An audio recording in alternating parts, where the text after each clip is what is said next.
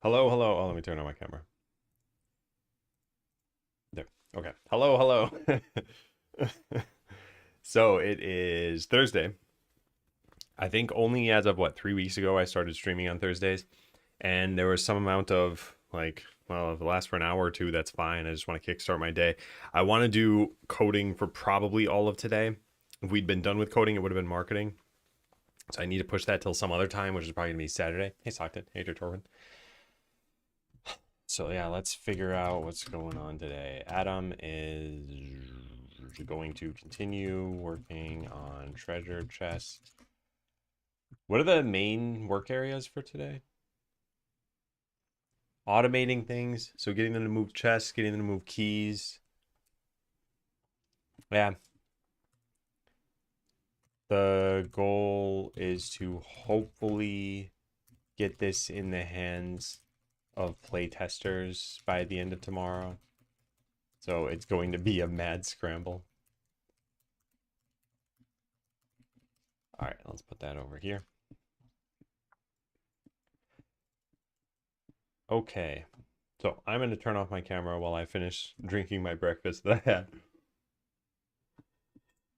Mm. I was in Wendy's stream for a bit, and I kind of threw off my own morning. But anyway, where did we leave off with this stuff? So I think we got we got workers to move keys, but not in a good way yet. And I think I wrote down a couple of problems that we had. Also, this should be for Thursday. If two workers both find the same chest, they won't check to see if the time remaining should stop them from bringing a key. Yeah, so whatever calls this function needs to change. Let's go find out what's calling it. It's got entity in the name. Yeah, here. What does call you?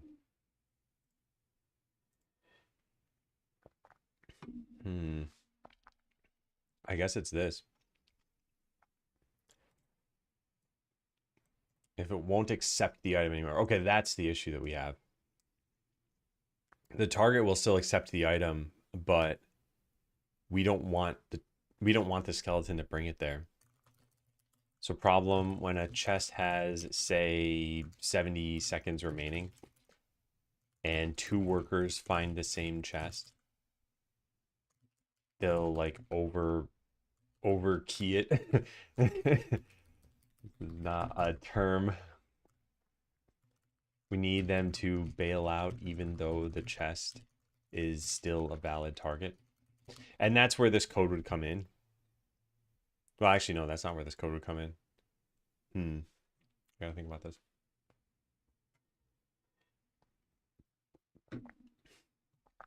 Nothing in here says to go drop off the item somewhere else. Yeah. The code in drop off item is just find a target, and then if the target won't accept the item anymore, then wait for it to accept it. We need to change that second part entirely. We need to see if the chest is a good target and then drop off the key at the warehouse or something. If it isn't. Yeah. And what else do we have? Won't put keys down if they're in a valid chest. Yeah, so it's both of these problems that we said last time. I will turn my camera on shortly. Actually, let me just finish this. Okay. Camera on. So yeah, I wonder what the best way to do this is.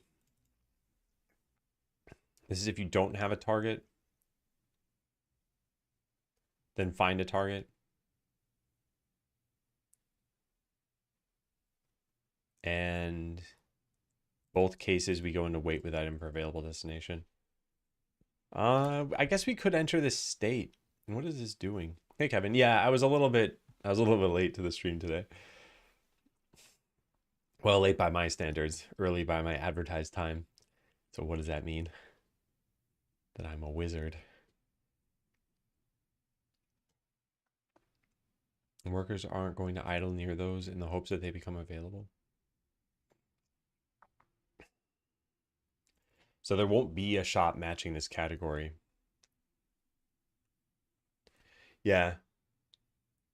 Oh, I see. Since that was your first chat message today, I thought you were referring to being late by like 15 minutes. But that's a much funnier joke.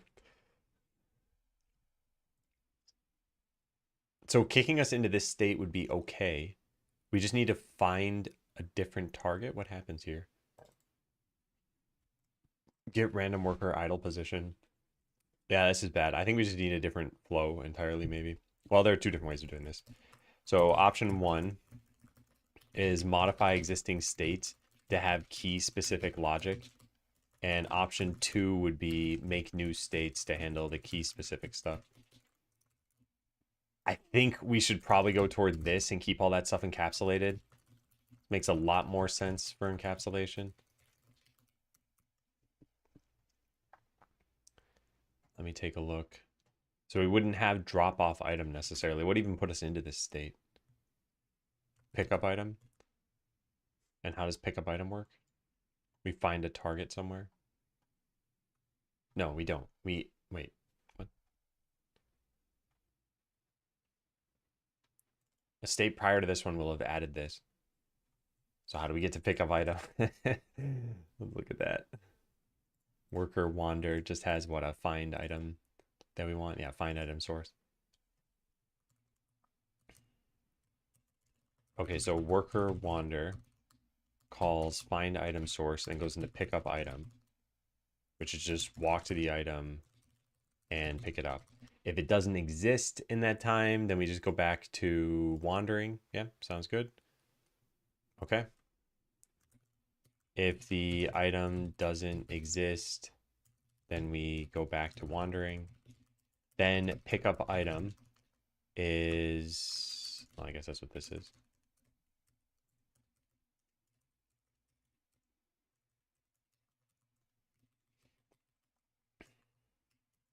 If we could pick it up, go to what, drop off item? Gotta make sense of this stuff. Yeah, drop off item. And then drop off item is what we saw over there. Find a target and then move there. Yes. So that we can drop it off. Find a target, move there so that we can drop it off. And then if the target isn't valid, wait near the target. Okay, so what I think would need to change is we need some like handle holding key. Hey, Vintage, it's going well. How are you doing? And what this would do is find a chest that has enough time remaining. And if one doesn't exist, go to the warehouse. I don't remember what I actually said we should do. If they can't find a destination, have them put in the warehouse. If there's no warehouse slot, just wait for destination. Yeah. The warehouse is full, wait for a destination. Then popping up all over my YouTube recommended. Really? That's good to hear. I think. Man, that's pretty good. Oh, by the way, you reminded me. I've got to leave a comment. Hey, Wendy. I got to leave a comment on, who was it? AFK Dad. Leave a comment on AFK Dad's video. Hey, Holtzy. Look, there he is. So, Wendy, I hope the stream ended well. Yeah, the debugging stuff is massively helpful. I don't think I have any wrap-up information there. At some point, if you want, I can run you through the event and delegate stuff. Hey, Luca. Hey, Corpsey. Is the C# fight happening now? No, that was rescheduled until Netflix has a deal with us. And hey, Fiddle. Keyboard's illegal in all 51 states in the whole world, actually. Anyway, today, for anyone who's just dropping in, we got a lot of the treasure chest stuff working in the game. And I'll show the progress from yesterday really fast. So the idea is that you're getting loot through battles, but then in the later half of the game, you will get loot from treasure chests as well. So we have this concept of a key grinder here. And the way this works is workers will take weapons into this and grind them into keys. So they throw in their weapons and you get some keys out of it. And then with the keys, when you find treasure chests, you can put them into your treasure room and there's going to be a timer until they can open. But if you put a key in it, then the timer will go down significantly. And workers can also put keys in it. They're throwing them in because I didn't make walkable terrain over there. Then once you have your treasure chest, you can open it. It shakes, it opens, and then the loot spews out of the portal right now. So that's the general flow of things, and we've gotten a decent amount of this working. We need for workers to carry chests into the treasure room, and we need them to properly put keys in. So right now they're all just going in and throwing them in. So we put like 4 keys in, but we didn't need 4 keys. We only needed 2. And even then, we probably shouldn't have had 2 go in. So yeah, we got to work on that. New stuff going sideways. I made some good progress today and learned a lot. Lots of other what's concepts I need to read up on, but helpful all the same. Yeah. And I think there's going to be a decent amount of that as the months progress, where there's a lot of stuff to learn, and I hope it goes well. I think there is something to be said for being in the right mindset for learning something. I don't know if you're the same way I am, but I start the day and I have like 1 to 3 things I want to get done. And then one of those things just keeps expanding. And then I don't get to the other 2. And it's what I've always called like a problem A scenario because of this gift that I have. But it's really just known as yak shaving to a lot of people. Can workers open the treasure chest as well? Only by putting in keys. So like you, wait, maybe I misunderstood. Sorry, you mean when it's glowing and you click it to open it? No, that's something I want the player to do because I think that's very fun. So I want the player to have that joy. Anyway, you probably get the gist of this if you've been watching this, and if not, well, it's in chat. So yeah, we're trying to figure out how I want to get this thing to work. Handle, holding key, find a chest. So that means that instead of pick up item going to drop off item, we need to base it on the item that we have. Yeah, so I'd pretty much do something like this. If item dot item category dot or equals item category dot is key. Wait, I just realized the item category has an is something. No, it doesn't. All right, well, it doesn't matter. We can just check this. So if it's a key, we would transition into something else, drop off key or handle key. And otherwise we'd go into this. Yeah, so that's what I'm thinking. We go into a different state. Now, what would that state look like? Because it'd be very similar to drop-off item, and yet still different. So we enter, we don't care about toggling item machines. We still need to get the town. No, we don't need to get the town for that. We don't need to do this stuff either. State process, we do need to check to see if you have a chest, but we need to know if that chest is still a good target. So here's what could happen. We say a chest is a good target if its time remaining is greater than some amount. And maybe X is, I don't know, 50 seconds or something. Hey, Sully. But it takes time to walk there. So let's say X is exactly 51 and it takes 5 seconds to walk there. The worker will walk and then realize, oh, it's not a good target anymore, and then walk away and put the key down. So probably what we need is some kind of like threshold. So finding the chest means X is greater than 50, and sticking with the chest means X is greater than 40, something like that. So that there could be up to 10 seconds of travel time and not have them turn around. But we also need to know how many workers are going there with keys. That I'm not as concerned about. But I don't want the keys being wasted. So yeah, I think we need to do something like that. I'll write that down. We probably need a threshold for finding a chest and for sticking with it. E.g. Oh, to accommodate travel time. Said I have to dash. Have a great stream. No, totally understood. Thanks for the raid, Windy. I shall run the Windy command for anyone who wants to follow Windy. All right, I like this idea. I think this should be pretty easy to code. So let's start it. We'll make a handle key. And I should probably start writing comments about this. This is EM like drop off item state, but it's specifically for handling keys because there are different considerations. Hey, web dev, why learning? People do vibe coding. It's not really learning.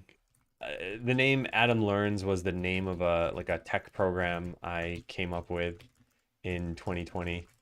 And the idea back then was like learn different technologies and ties. I love how that just broke everything. Learn different technologies, then maybe like teach them. And I just never changed the name when I switched into game dev stuff. So consider this to be like Adam makes Skeleseller, but I'm not going to rename myself to this because when I'm done with this game, I need to call it something else. And if I ever do switch away from making games, I want that thing to be applicable. And I was like, oh, learning's kind of evergreen. And yeah, anyway, kind of a dumb name now. I like bunnies. Lore drop. Yeah. Well, I made this site, adamlearns.com, and I was like making courses and I was selling them. Now they're all free. I don't publish anything here anymore. I really should pivot away from this. The other thing I kind of don't like is when I raid someone and they're like, "Oh, what were you learning today?" I'm like, "Nothing." Just why I should have changed my name. But yeah, I wanted the difficulty is I want Adam to be part of my stream name so that people know what to call me. Because otherwise I'd probably name myself after my company name like Extonomous, but I don't really care if this shows up anywhere.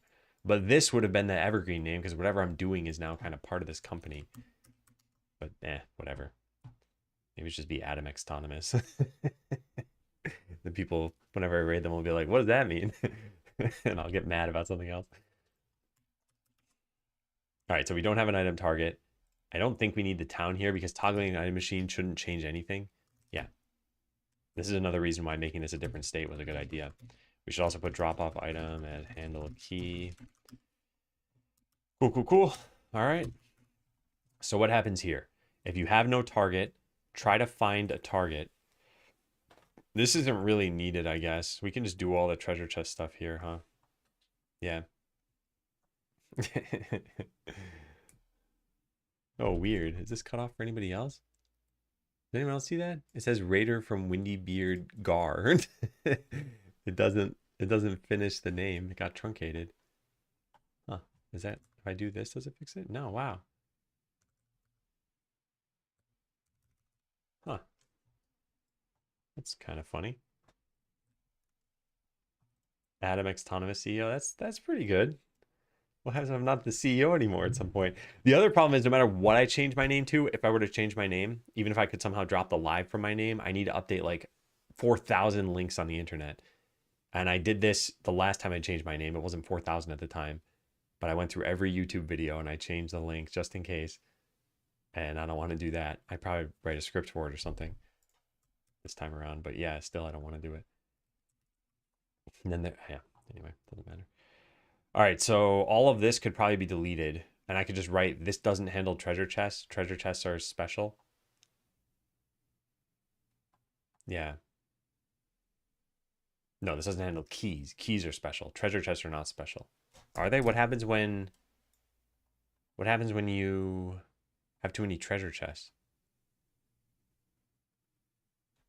Walk at slower speeds. Where did I write what they do?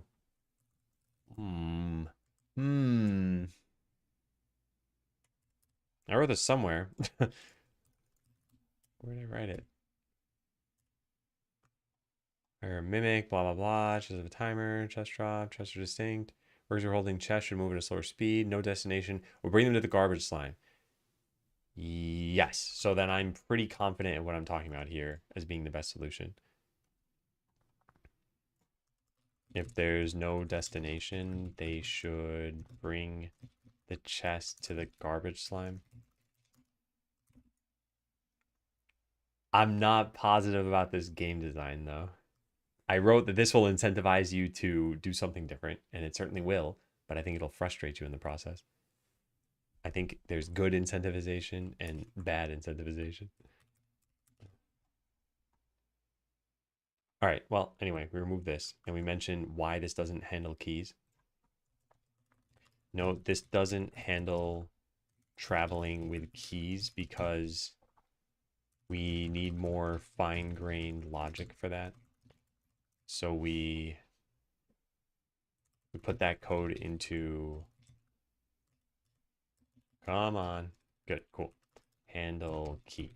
Now, that is not going to let us press F12 on it because we need to figure out what namespace that's in. It's game source state. It shouldn't even be there.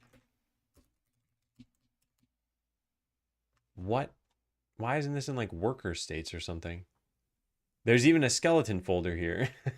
What? This isn't even correct. Ponder building. Oh, this is the main skeleton. Okay, we started using extra skeletons. All right, well, whatever. It's fine for now. Yeah. So now all the code that I just copied, we need to put over here somewhere.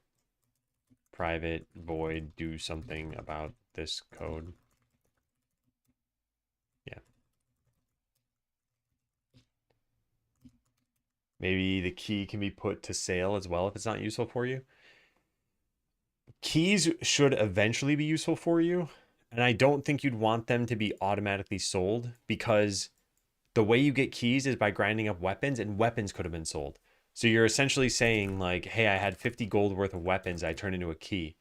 The key is worth 1 gold. So you're basically saying like, I want 2% of my return to sell the key. So yeah, I don't think we should do that. I think the keys will be useful because once you start finding treasure chests, you should only start finding more and more treasure chests. It won't get less and less at the end of the game. 2% return. It's pretty hefty. House always wins kind of thing. All right, so this is like this, but specifically for handling keys. So we'll need to consolidate these methods at some point. So instead of get valid item destination, what we need to do is find a treasure chest, and that is this. So that's where we put this here. This is going to be a treasure chest question mark. Treasure chest equals. We need town.treasure room. We need this. We need link. Yeah, 4%. Yeah, we'll make keys be worth 2 gold instead of 1 gold. That's fine. All right, we need the rename me thing to be there. We also need to make this into a constant. I'll just put it here for right now. Private const int or double treasure chest time remaining to obtain target. Time threshold to obtain target equals 50. So we'll plug that in there. Why is sample not here? Oh, that's a list extension. All right, and then we set this here. This becomes your item target. Item target doesn't really have to be a destination. It could just be a treasure chest. Yeah, let's just save it as a treasure chest. Treasure chest. Hey, Resco. All right. So now do all of that everywhere. Do that, delete that. Just get rid of the rest of these. I don't care. Okay. So we find a treasure chest that is valid, which is one that has its time remaining greater than a certain threshold. Then if we don't have a treasure chest, we're going to go to the warehouse. And we might need a special state for this. To do go to the warehouse and to do go to the warehouse. We don't have a way for that to happen yet. Otherwise, this looks fine. Do something about this code. We're done with that. Reach target. If the treasure chest is null somehow, just return. Sure. If it won't accept the item, then just return. That's fine. Otherwise, drop off the item. There is no concept of remaining quantity because keys can't stack. So I guess if the remaining quantity is greater than 0, then we have a problem here. If remaining quantity is greater than 0, throw new invalid operation exception. Keys shouldn't stack, but one was just brought to a chest and still has a remaining quantity. So we should always be in this case, which just puts us back in the wander state. What are we working on today? We're working on the treasure chest stuff for Skeleseller. So I'll show in just a second what we've done here, and hopefully this works, except for one case, which we have this to do item. I haven't coded that yet, but everything else should be fine. What is potentially null here? If you have a key, then you have to have the treasure room. So this has to be an exclamation mark here. Yeah, so the only errors in this code are the to-do items, which, like I said, I have not done anything about. But let's go try. Oh, and nothing shifts us into the handle. No, we do that. Okay, yeah, let's try this out. And then we need them to bail out of trying to find a treasure chest if the time remaining isn't high enough. So yeah, this is what we're working on today is the treasure system stuff. So this is the treasure room, and you can put treasure chests in there, and they'll just automatically open after some amount of time. So in this case, I just set it to 100 seconds, but it's probably gonna be more like 10 minutes. And then you will put keys into the treasure chest. So you can see a worker bringing a key up here now. And when they throw it in, the time drastically gets cut down. So now there are only 35 seconds remaining. Well, now this worker should not be able to go with that key into that treasure chest because its time remaining is not more than 50. But if I put this chest up there, the worker will go up there. No, it won't because I have those to-do items. So it's stuck in a state it shouldn't be in because I never finished the to-do items. But I can put a key in, and I can put a key into these, and then I could open both of the chests. The items pop out of the portal, not the chest. That's a bug for right now. I knowingly coded because I didn't want to do that yet. So yeah, this is looking pretty good. Now we need to tackle those to-do items, and we need to make it so that they don't keep going to the chest. So it's not will accept item. That's just part of it. Or that the treasure chest dot rename me is less than the threshold to maintain target. Then we're going to transition into the warehouse state. And this needs to be something to accommodate for travel time. So we set this to like 40.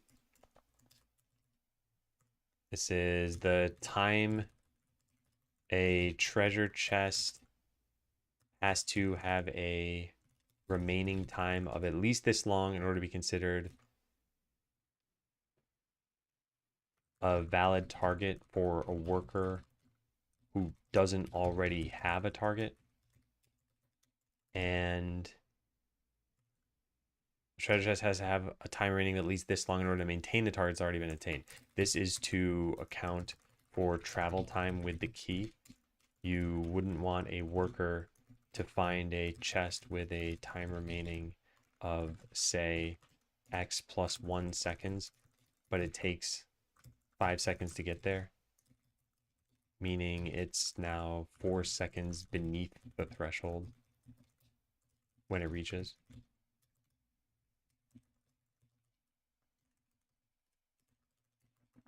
Okay. That poor customer, they're never gonna get their key. It's impossible. Okay, so to keep this is here. And we did not look at that before this. All right. Here's what we got to do. It's going to be a little bit challenging, maybe. I want to test just this logic.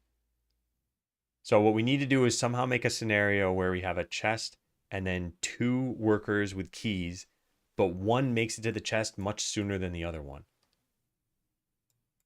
So here's what I think we can do. We can just make a worker really fast. There. Okay. So now this is going to pick up a key, but this will never go to that chest. It should never get there. No, what are you doing?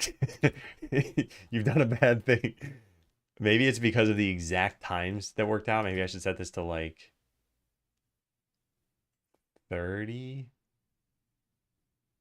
45. Oh, this is so tricky. Maybe, yeah, let's just try it again. Maybe I can get this to happen. So we put the chest up here. Then we make a worker.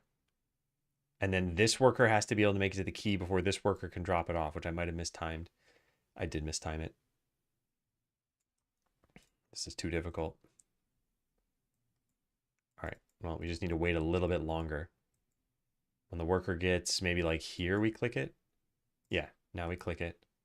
Good. So now this will pick up a key, but it should never drop it off at the chest. Yes, perfect. Okay, great. So this code is working. Nice. So now they have anti-wasting technology coded into their bones. So now we just need to work on these to-do items here. Go to the warehouse instead. So for this, we have the same general question. Did that just fail something? Cannot access a disposed object. Treasure opening progress. What happened there? Treasure opening progress? The bar is hidden now. It just crashed. Wow. What's trying to access that? Treasure chest line 96. Are two things trying to dispose of this?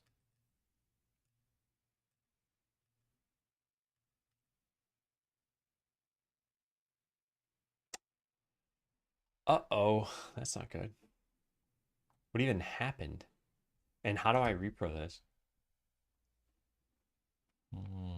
We had one key get put in, and I'm guessing we just waited the remaining like 30 seconds. So if I just do this again, then it'll happen automatically. Yeah, we just have to wait. We can make it be 3 seconds by doing that. And then what, it breaks? Doesn't break. Oh, maybe a worker has to be holding a key for that to happen? No. What? It tried freeing something that was already freed. Hmm.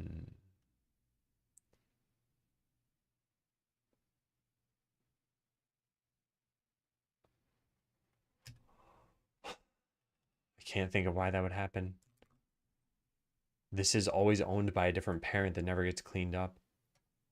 So the only place it should get freed is in this thing's disposed, and this should only be able to be called once because it's disposed.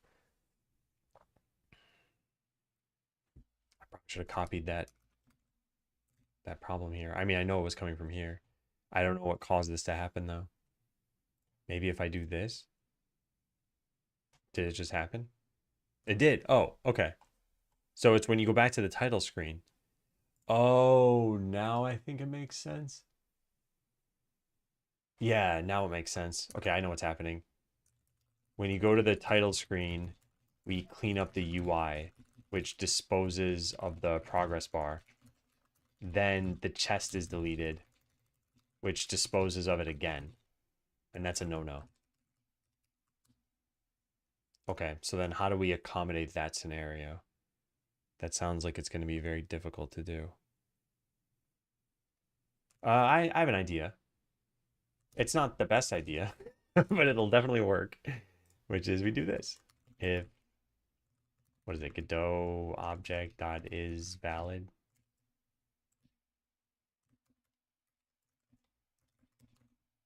This will only work. There's going to be a race condition here. Although maybe that's not a problem. That parent may have been disposed of themselves, which is why we check the validity of the instance. E.g., like quitting to the title screen. All right, now we try that out. What's the race condition? The race condition I was thinking is that what if this gets called first and then the UI gets disposed? The UI won't have a check around this, but that's all done through Godot native code, so it hopefully won't be a problem, but I'm not positive that it won't be a problem. So I think we just put the chest up here and then put a couple keys in it and then go to the title screen, and that should fix it, right? Yes, that fixed it. Cool. All right. Well, then I think we fixed that bug. That's not even what I was trying to do though. So now we got to figure out what we do for the warehouse stuff. So we have this right now, wait with item for available destination. Couldn't this just be to figure out how to drop this off at the warehouse? Like, why don't we just find the warehouse as the target?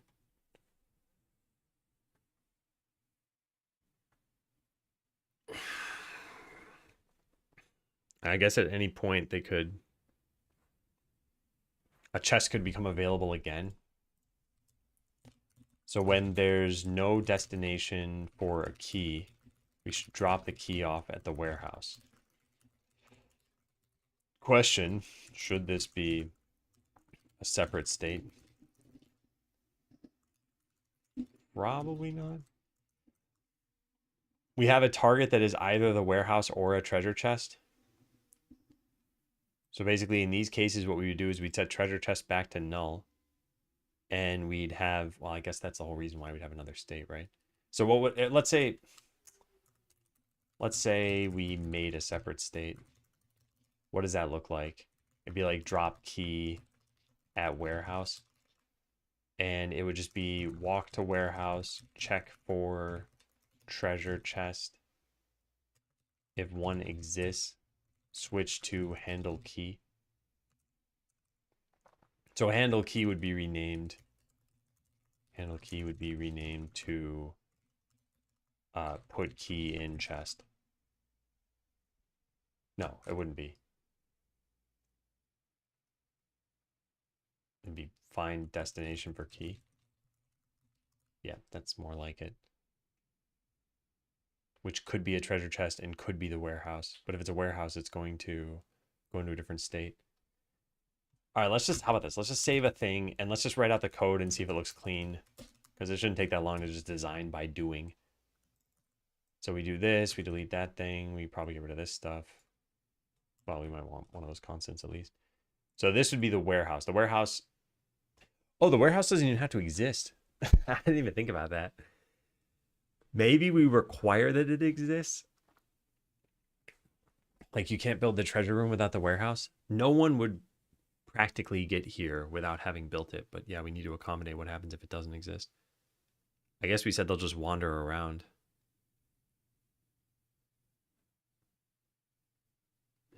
Okay, well, let's think about this. So if the warehouse is null, just go into a different state altogether. Town equals town component get town. If town dot warehouse is null, then just transition into worker wander.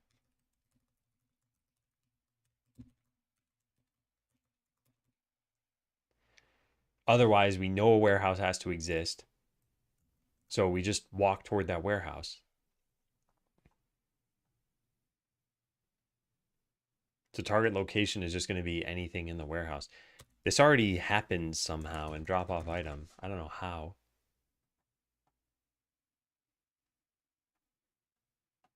Yeah, I don't know how. I guess because of this. Get valid item destination for entity. Oh, we could just call that already. Because it never has a treasure chest as a valid destination. And then if it doesn't have a valid destination, then we would just bail out, I guess. Yeah. In fact, we could just go to drop off item and it should work just fine. No, it won't because we don't have a wait for available destination to exist. What would happen if we entered this state with a key? We would say that shop is null and we just go back into wandering. Oh, which is what we want, I guess. Well. So then I think our custom state is already written. Yeah, I think so. So I think handle key, instead of this, can just call drop off item. And then our to-do item can go away. And I think that's the exact logic that we want. Oh man. It's pretty nice. Let's try it out. All right, so we got to do the same scenario we just did before. We do this, we wait for the worker to hit roughly there. We create a new worker. So they're going to make it into the treasure chest like that. This second one won't go up there. And now it's looking for somewhere to put this key. It doesn't have one yet, but if I build the warehouse, it should put it down over here. Perfect. And now if I put another treasure chest up here, whoopsie.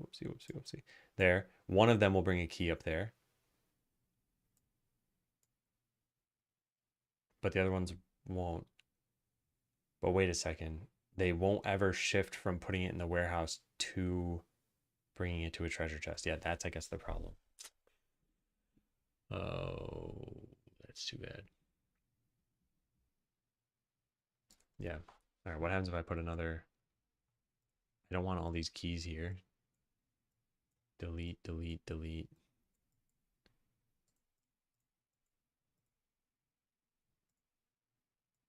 Treasure room is already full. Oh, there it goes.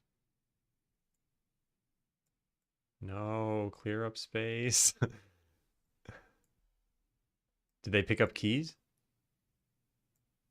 They don't. Okay, that's another problem. Okay, so we have two problems. Workers now don't pick up keys.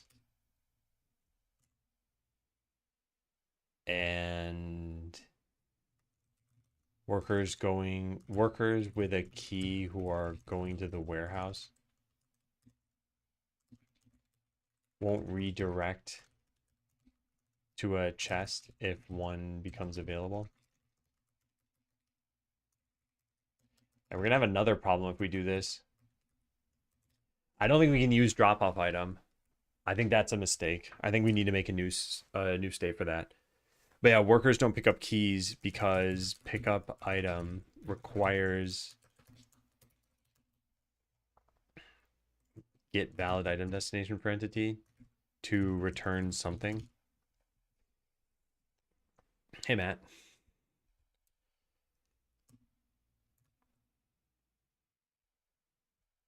So do we need this in two different places? We just get a valid treasure chest that would work. I don't see a problem with that. Yeah, I don't see a problem with that. We even have item display functions. It could just go there. Find key for chest. What is this?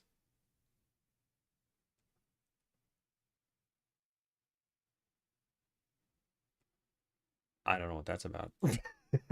Yeah, I don't know what that's about. But we want something like this. Public static treasure chest. Find chest for key with I don't know, something like that. Town component, get town. So this is the treasure chest. We just return this.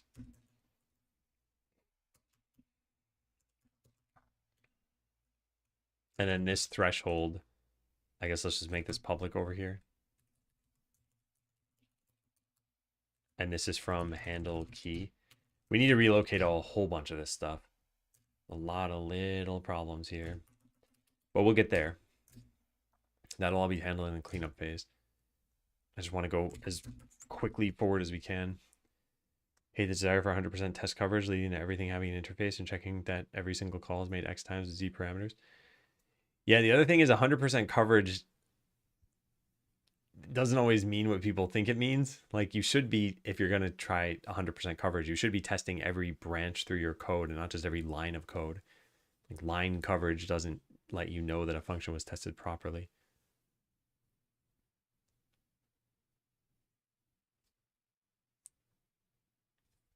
But yeah, I feel that frustration.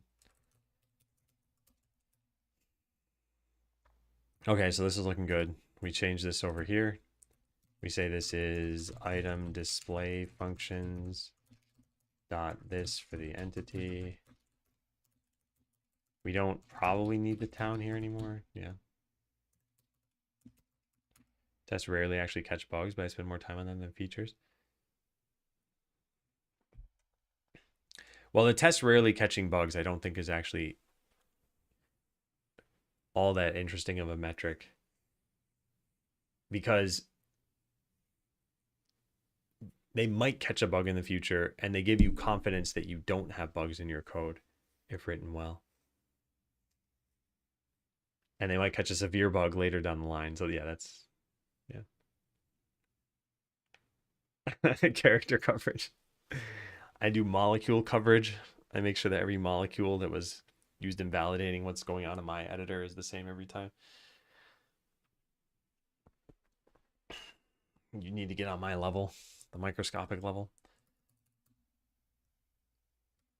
All right, so now we put this inside the town code as well. So if you're holding a key, if item.item category is a key, then return item display functions dot find chest.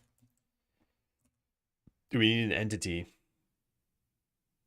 There's no entity here? Are you kidding me? Why? Why? Where are you? I guess all we really need is the town for this. In fact, I'm not even certain why we passed in. Yeah, all right, let's just pass in the town then.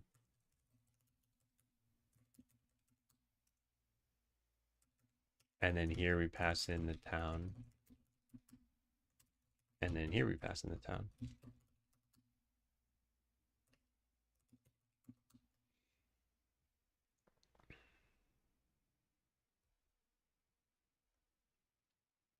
Disney level lawyers.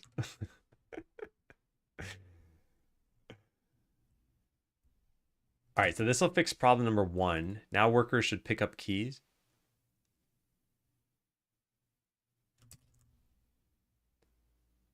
Is this even correct? Pick up item requires that there's a valid destination. No, this isn't. Darn it, this isn't correct. Oh my God, I clearly don't know what I'm supposed to be doing here. Yeah. I'm making a mess. That's what I'm doing.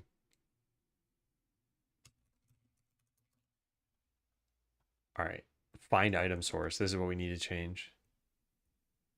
We need to be able to find this. Find item source. Find key for chest. Yeah, this is just commented out. So there's got to be a key and there's got to, yeah, I see. I understand. All right. So here's what we start with. Treasure chest. Treasure chest equals find. This needs to just pass in the town component, town. Yeah.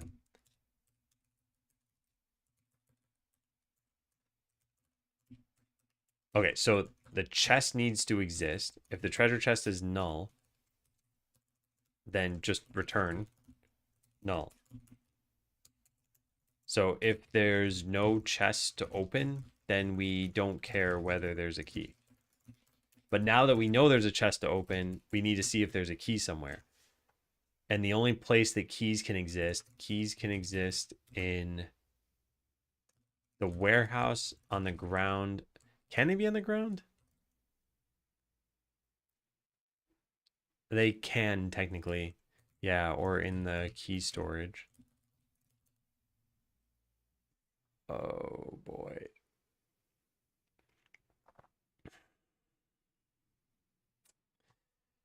Yeah. We're gonna update the Skeleseller app to talk about treasure chests. I'll just add another verse. Hey, Darkstorm. All right, we got to go find all these things. And then we probably don't need this code to exist here. Get valid item destination. I don't think this needs to exist. So I think moving that to a different file was pointless. I'm not sure. Where is this used? It's in drop-off item, right? Yeah. Yeah, I think this is pointless.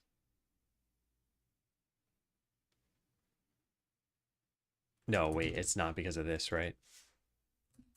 Okay, so let's hold off on this then. This code might be needed. Might be needed if we use drop-off items still for keys and not a special state.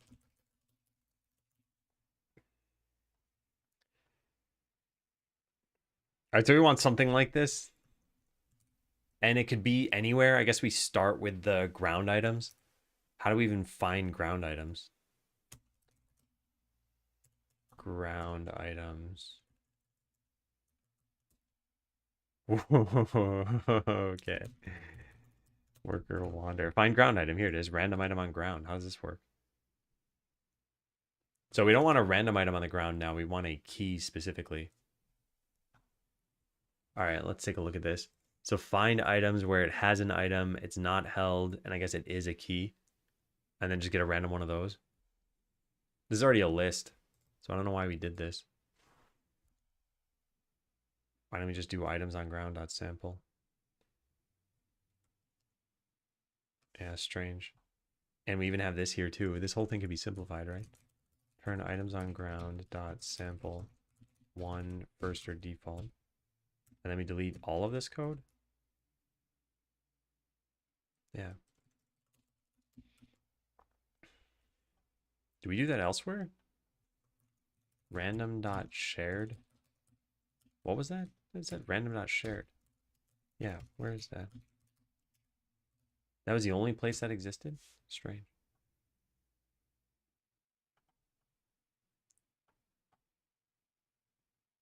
All right, well, unfortunately, we've got to do something very similar to that again here, huh?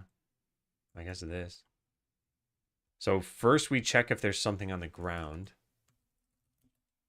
Keys on ground. And get item to item category equals key. So if that's greater than 0, then just return any of those. Cannot convert from ground item source to item display. This is not supposed to be an item display. It's supposed to be an item source. Sure hope this works. Where did we call this function from? Find item source. Oh, thank goodness. All right. Wow. Okay, great. So keys on the ground. Then we check keys in... Which one should we check first? Probably the warehouse first? This I don't know. This is a game design question. Where should we check for keys first? Warehouse or key storage? So if it's the warehouse, then it'll be closer to the target. If it's key storage, then you can generate another key sooner because a space will be free.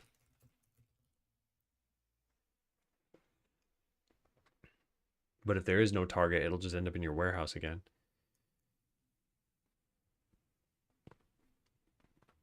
I think you should take it from your warehouse first.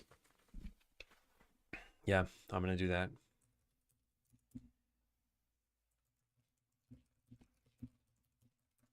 All right, how do we get the warehouse stuff? So get occupied displays.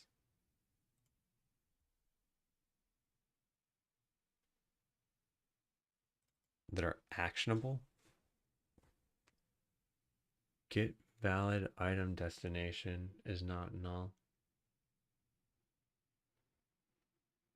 No, it just has to be keys. Oh, we already know there's a valid destination. So we've got to do that, but only if there is a warehouse. If storeroom is not null. So get them that are occupied. Get them as an item isn't needed. We don't need that check here. We know they're occupied. So we just need to know that it's a key.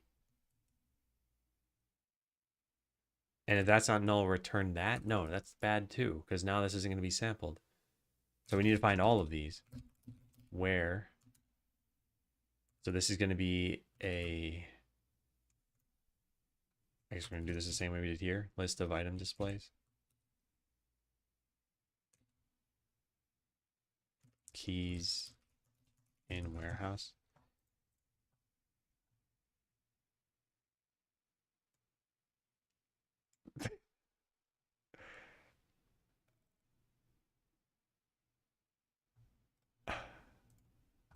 Okay.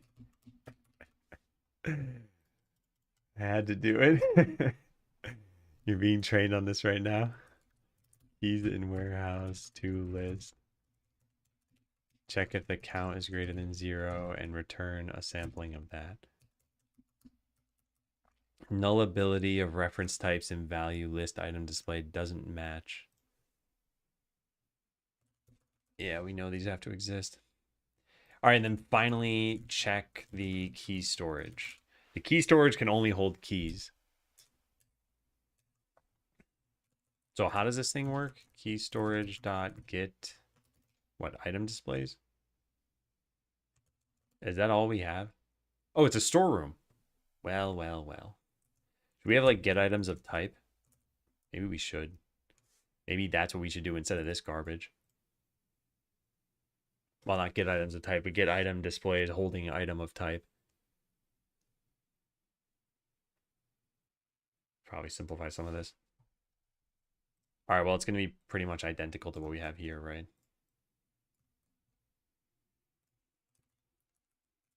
Occupied key storage displays. Key storage dot get occupied. And then just take any of those. Return this dot sample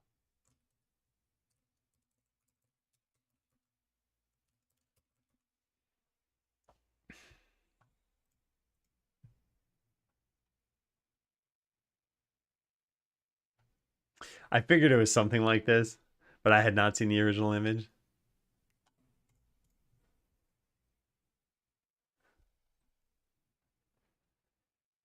All right, so we make sure there's a treasure chest.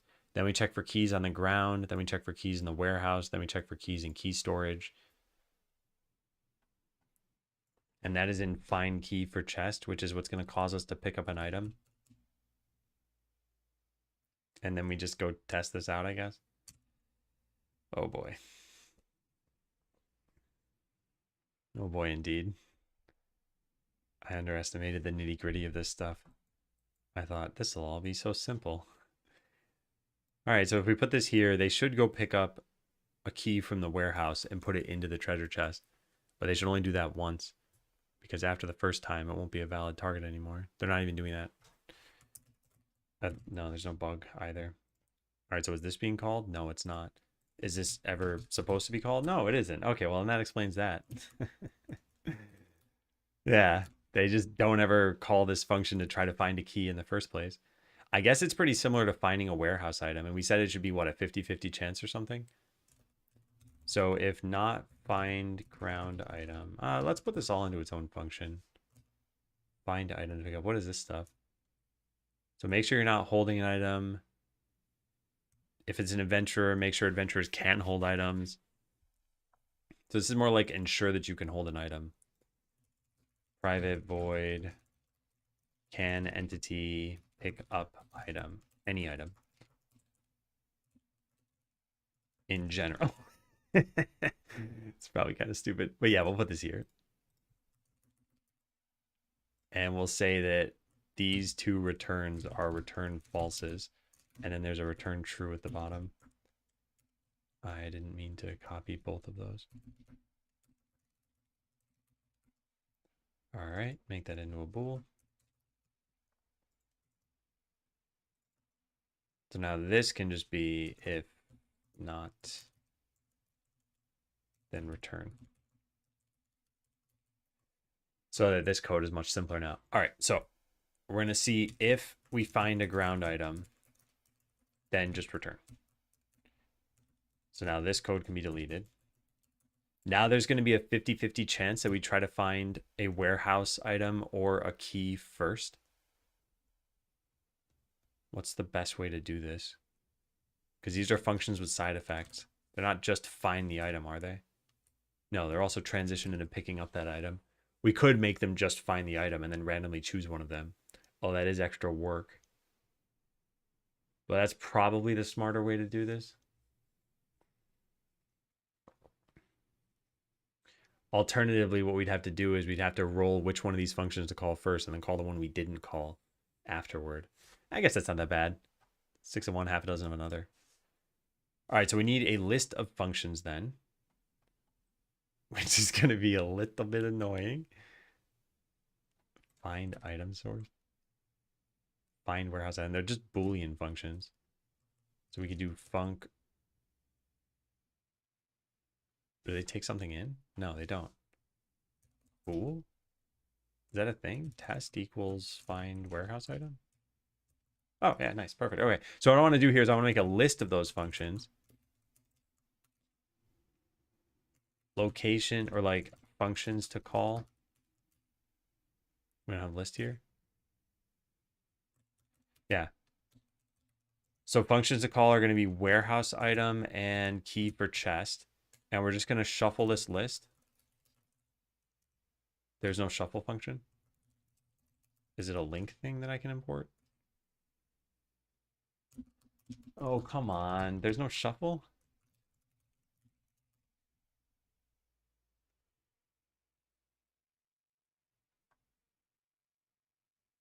Order by a random GUID. Do we do this ever?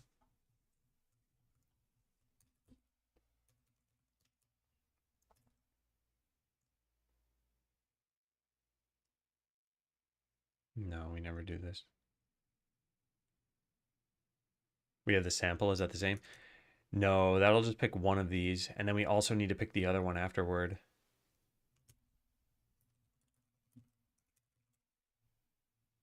Well, I guess we can do this. Fine. Just make a random GUID.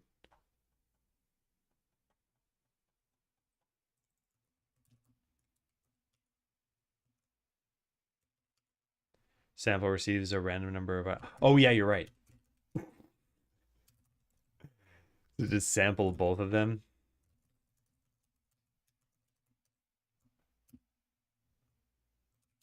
And that's going to be our thing that we do. This won't work unless we have... let's do it this way then, I guess.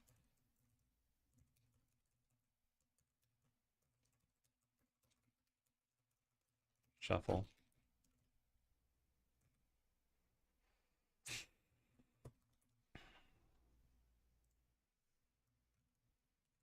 Wait, what's going on here? Returns an I read-only list. Ugh. Func bool shuffled functions. All right, now we just call them both in order. So for each function, if function return, and then finally find a crop to harvest. That's what I want.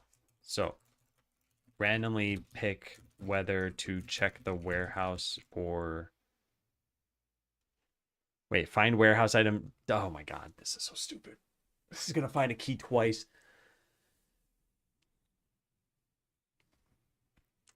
Oh man, this is so challenging.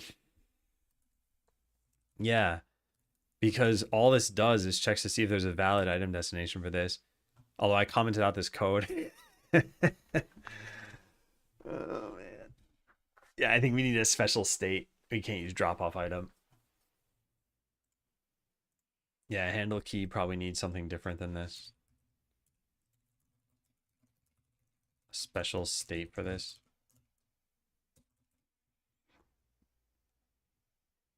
Yeah, but I think otherwise this should be working. So again, the check here is if we have a warehouse and we have a key in the warehouse, will a skeleton pick it up? And I think the answer is yes. So they should go pick this up. Good. And then they should bring it to the chest. And then they should not pick up another one. Why did they pick up the other one? Why did they do it?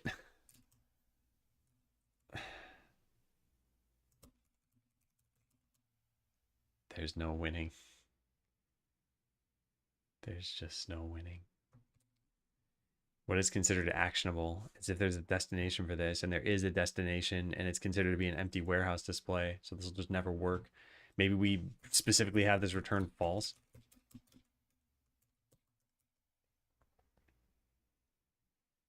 This is probably a dumb idea. I think that'll fix this problem and cause like 10 more. Would it be hard to make this function do what it needs to do to check to see if there's a valid display?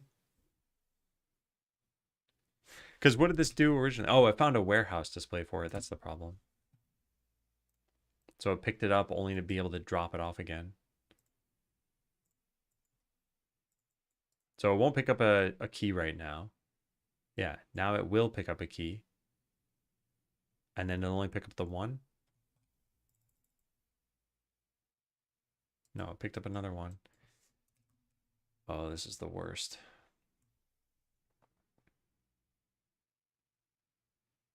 This is the worst. Okay, what am I missing?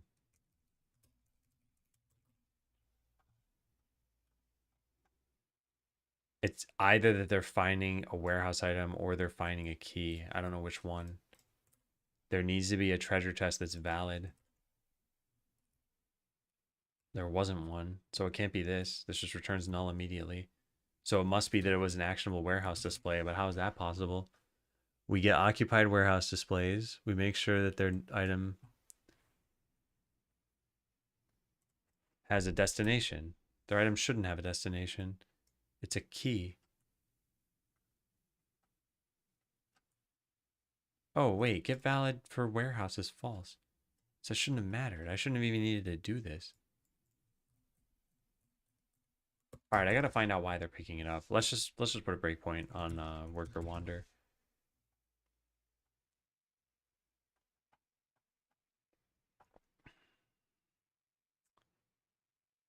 How do we know it's going to find a key? I guess from here.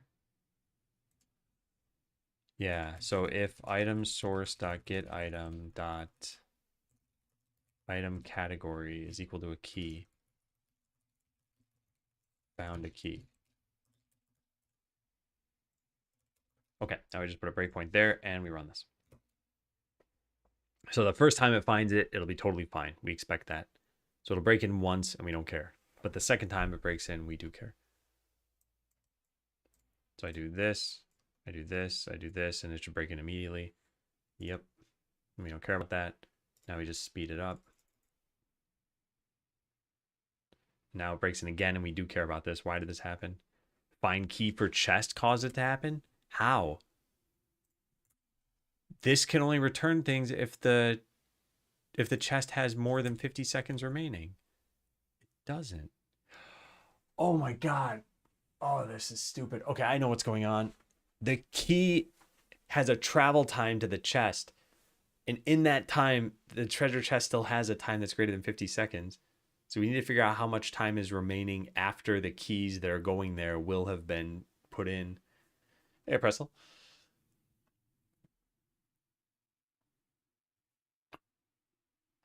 All right.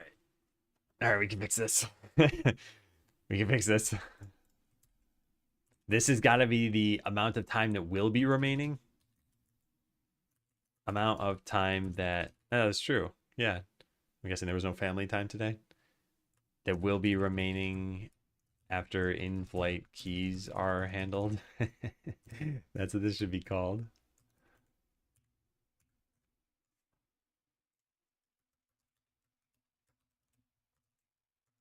Time remaining after handling in-flight keys. Yeah, and then cool. It's banned from now on. That's right. We're your family. All right, so how do we even do this? As soon as a key is dropped off, we need to account for it.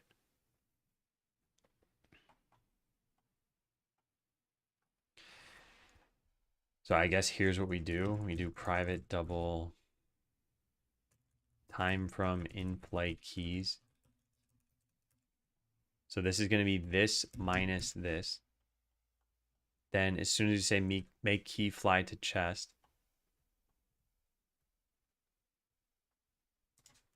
we set this equal to, or we add 50.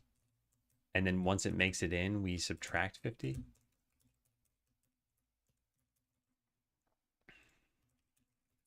Private double get time adjustment from key item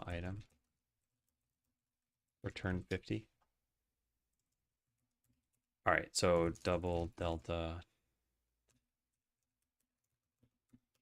good and good.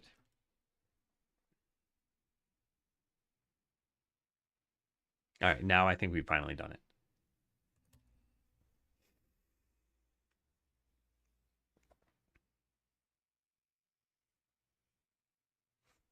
We do have one other problem we got to fix, though. All right, so we're going to test this again. The worker should not pick up anything. Good. Then I put the chest over here. They should pick up one key. Yeah, I don't care about this. So they pick up their one key. They drop it in. They should not pick up another key. Good. Now, if I were to drop one on the ground, they will pick that one up. And we can see they're going to do that. So they go pick up that key. And they're waiting for there to be a warehouse slot that they can put it in. So I'm going to wait for this one. I don't need to wait for it. We do that. It puts it down. Perfect. Now, if I drag this up here, it'll put the other key in there. And if I got another worker in the meantime, we should probably test that out. All right, so put these away, put this away, put this away. Slow this down. Get another worker and do this. They'll both pick up keys, but they should not both drop them into the chest. Only one should. That's No, that actually technically was correct because the time that I saw on the test was 41. If it was less than 40, that wouldn't have worked. So we need to fix that. Let's open these up. All right, sell all this stuff. Can we even do this? I don't think we can even do this. I could put a key in manually, I guess. That would work. No, no, no. This will be fine. I think. It'll all come down to whether this takes 2 seconds or not. No. It didn't work. We need to speed it up. Yeah, I need to put a key in myself, I guess. Oh, that's not right. Although that was the other problem I guess we had. All right, yeah, this worker comes and puts it back. No, they don't put it back because they're stuck in some wandering state. Good God, this is difficult. Hey, military. How them boneheads rattling along? They're rattling. Recommend making the clickable areas big so it's not annoying. Yeah, it's already that way.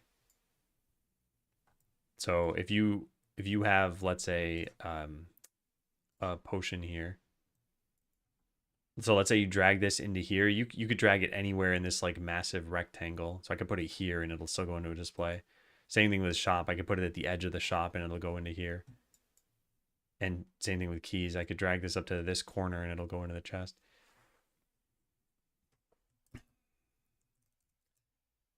All right, so I'm trying to solve these problems in isolation. I don't think we can do that.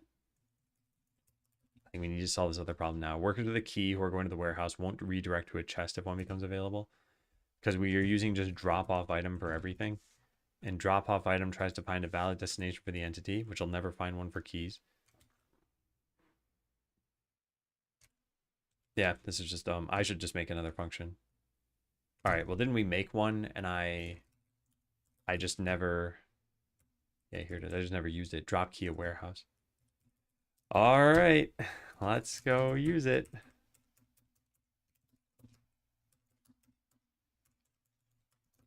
This is like drop off item, but specifically for dropping keys at the warehouse. And we need to potentially go back into handle key if there's a valid treasure chest. I don't like that at all. Yeah, I don't like that at all. I wonder if it is worth just modifying this state. So this would change to drop key at warehouse. So now we have our special state. And how's this going to work? If the warehouse is null, just go back into this state. That's fine. So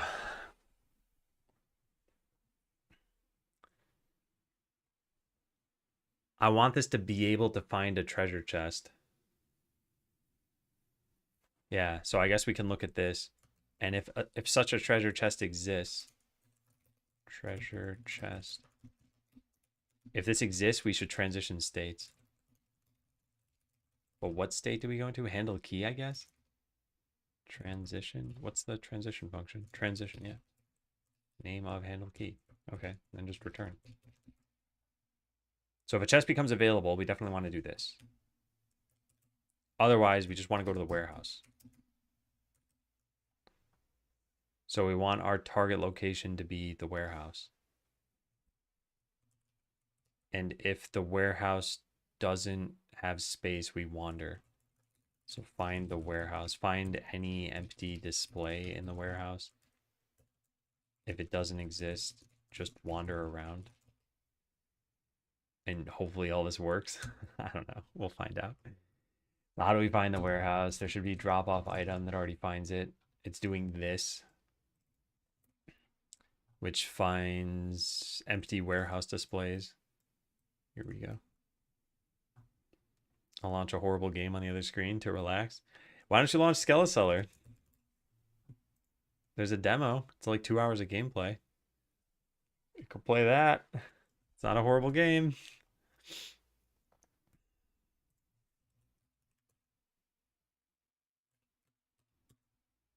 I'll try it after. Okay. Sounds good. All right, so we know the warehouse has to exist here. So this cannot be a problem. Town.warehouse.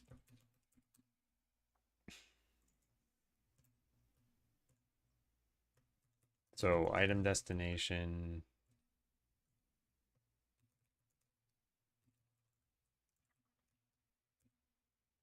Sample. 1. The 1 might not be anything.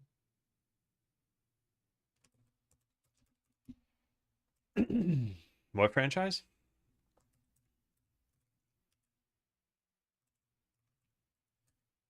So this is not null. We want to go to it.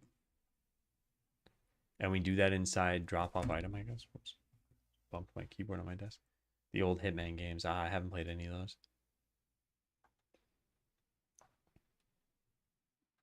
Yeah, so we do this stuff. Or we transition. Okay, well, I think then we shall be good. So we just put all this code here.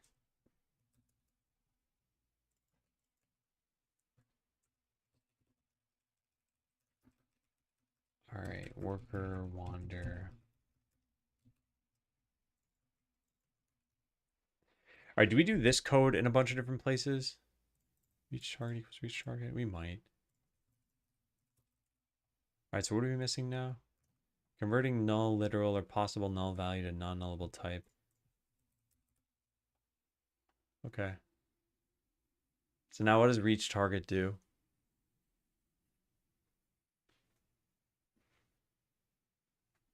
So the only target we can have is the warehouse.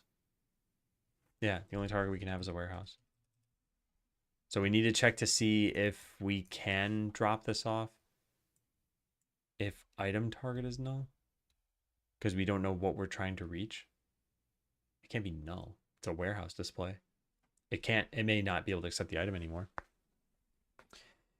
Hey Bear, new viewer, just curious what genre of game we're cooking up here.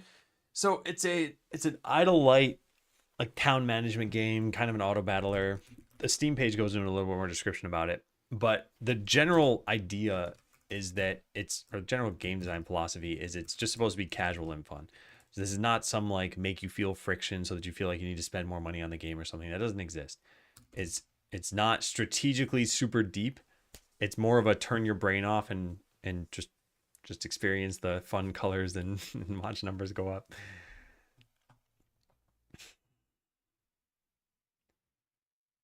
All right, so it's kind of all of this stuff that I want to do here.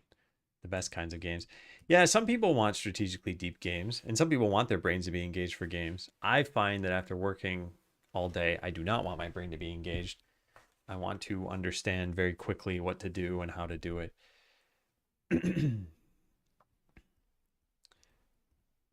All right, I don't like how much duplicated code there's going to be for this stuff. So we should save off the item target. I should definitely do that. Item destination. That'll go here. Did I break something for this? I did. Oh boy. All right, let's save this off.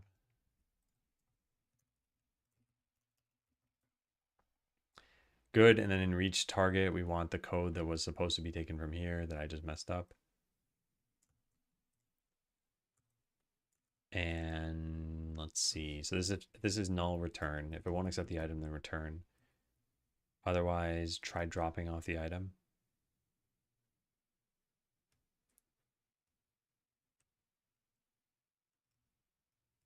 Yeah. And I'm going to write here to do, this is identical to drop off item. So we can probably just use that. Okay. How are we looking? There's a lot of cleanup we have to do now. But I think we should have addressed both of these problems. Oh, thanks, Bear. I appreciate that.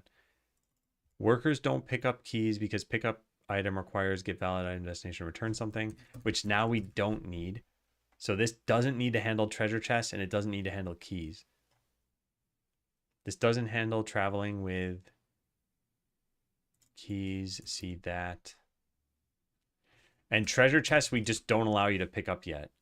So this is gonna happen, but this doesn't need to happen. As of the current time, this can be deleted. And I'll just make sure that's the case. Okay, let's test it all now. We got to make sure nothing goes wrong here. And there are so many different cases. This is where writing some automated tests would be good. We just don't have a fixture for that. All right, so if I just drag this over to here and then make another worker right now. So both workers are going to pick up keys, but only one should be able to bring it to the treasure chest. And then this other one's just going to be forced to wander around because it has nowhere to put this. This one will now go pick up this key, and they're going to wait for warehouse storage to be available where they should put them down. Good. But what if they pick up keys from the ground and then a treasure chest becomes available? Now this one should turn around. It did not.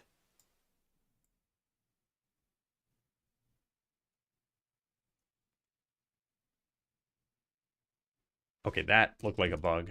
Yeah, that was definitely a bug. Oh, man. Already has a target location component, so I'm probably not cleaning something up when I'm getting another component. Where's this coming from? Just copy all of this. Drop key at warehouse. Line 82. Right here. We add a new one of these. Oh, this is happening in every process. I didn't mean to do this. If we have a warehouse target, we can just stick with the warehouse target.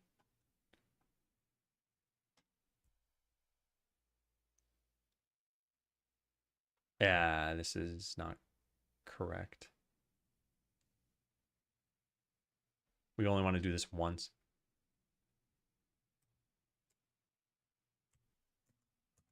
And it's on entering the state. Item. Where's item? Here. So now HC isn't needed. Yeah. We're getting there. Okay. So if there's no valid target, return. Otherwise, set where we need to reach. Keep checking for a treasure chest if that makes sense. We don't need to return there. Yeah, okay. That's looking better. Let's try that out. Have you made this game by yourself? No, I have not. I have a credits thing there. But welcome in, Ale. Whoops. Okay, so let's try this again. We're going to put a treasure chest up here. And then we're going to make a new worker right now. So again, they're both going to pick it up. And then they're just going to wander. This one's going to be able to put it in. The other one won't be able to. Yep, except for it looked like things broke there. It did. Okay, why? Drop key at warehouse line 48. Empty warehouse displays. What's the problem here? Object reference not set to an instance of an object. What's not set? Held item? Doesn't make any sense.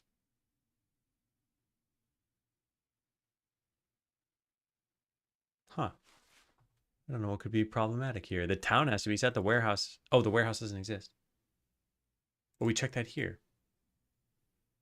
If the warehouse is not... Oh, maybe it exists, but it's level 0 or something? How did I do this? No, it does not exist. This is not checking what it should be checked. Oh, I don't return. Oh, my God. There was never code after this. Yeah, my bad. Okay.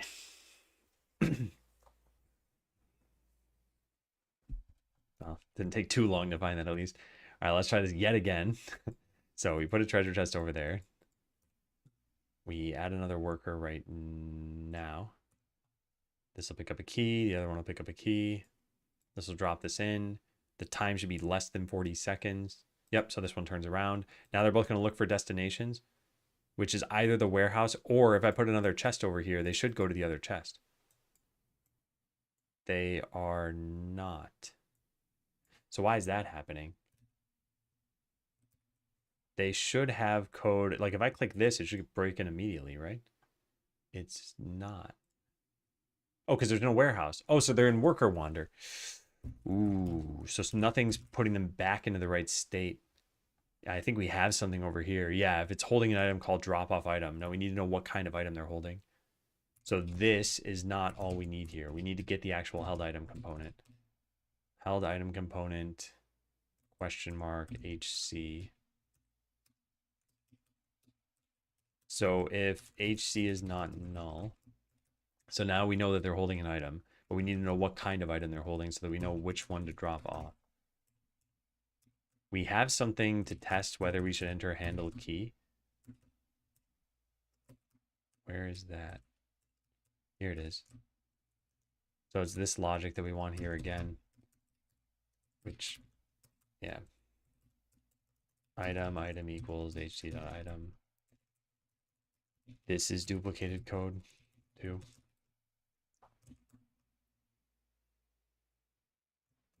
All right, let's try that. We're all equal opportunity from time to time, am I right? What do we mean? I probably forgot the context of this because my brain is so like in the context of Skeleseller code that I need to write right now. All right, so one of these won't be able to drop off a key. This one in the back. No, it made it just in time. Oh man, it's supposed to not make it just in time. Why is there variance there? Oh, the variance is how quickly I can put the treasure chest up here. Okay, now it'll work. Yeah, now I just need that one to pick up the key. It doesn't matter, it's gonna pick it up anyway. Well, now it's frozen in place. Why is it frozen in place? It's probably, oh, I see, because there's nowhere for it to put, there's no warehouse. As soon as I build the warehouse, it's probably gonna unstick them. Yeah, so they need to wander around until there's a warehouse.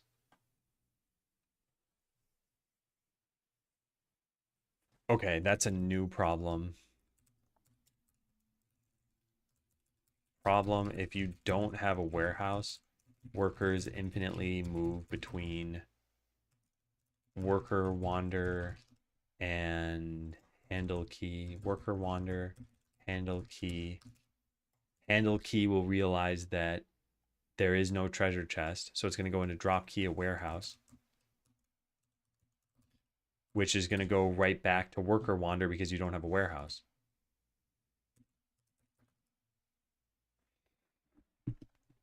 Encourage the player to build one. So I think there's a lot of context here. Let's start with the first bit. A player almost definitely will have a warehouse at this point.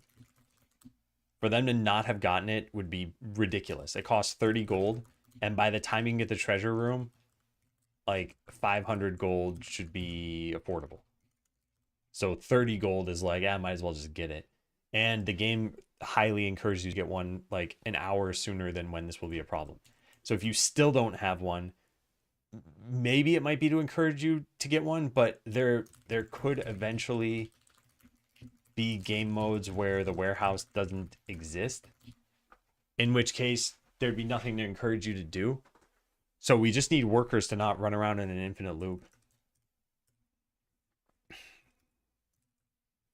But I'm not totally sure how we'll fix this. So we probably need them to not enter drop key at warehouse unless you have a warehouse.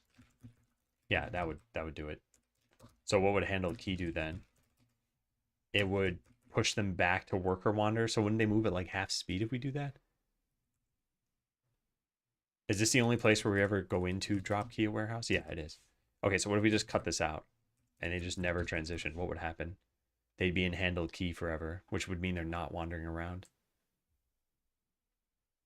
So maybe we should only move into the state if we know for sure there's going to be a destination for them. Because now they'll still just stand still, won't they? I'm not sure what'll happen. But yeah, I don't think anything's going to boot them out of here. So we do this, we make a worker, they're going to pick up a key, and then yeah, they'll just stand there.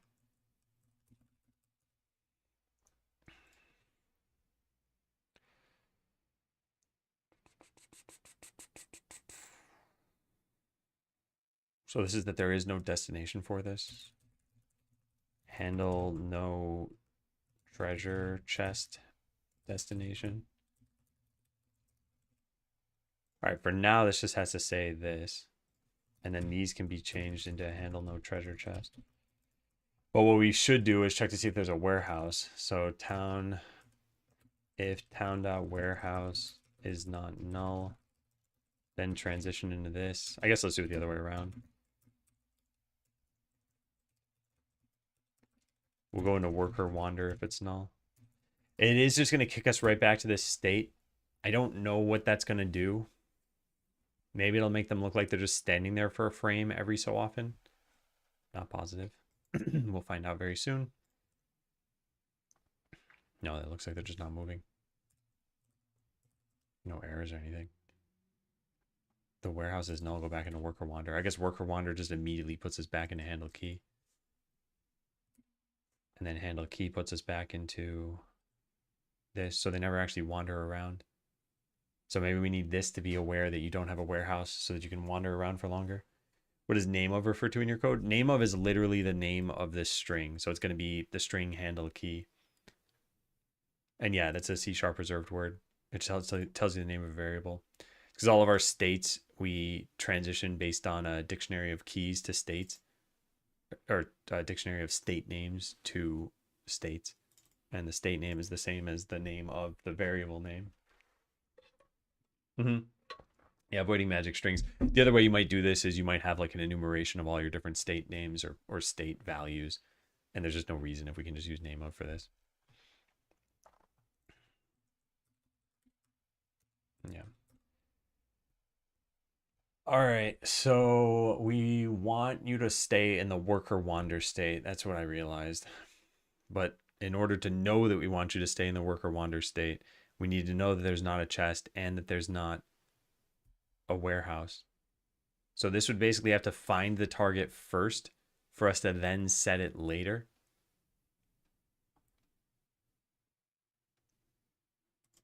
Target item source component adds it, and then this will have been added from before. Yeah, that's what we have to do. Oh, I don't like that. I don't like that at all.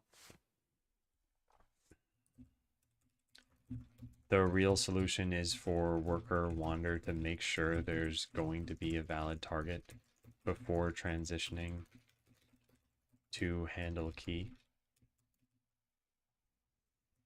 It's not that hard to do. So handle no treasure chest. Yeah, this doesn't need to do what we have here. I guess if the warehouse is null, we could go into worker wander because there's going to be no point doing this, but this will just put us in worker wander anyway. So yeah, again, it doesn't really matter. It's just going to be this. Sure. And then we modify worker wander so that instead of just immediately transitioning to this, we make sure that there's going to be a destination for it. Which would mean either that there are treasure chests that could be opened. It's when you have a key, so it's got to be a new thing, or that you have a warehouse.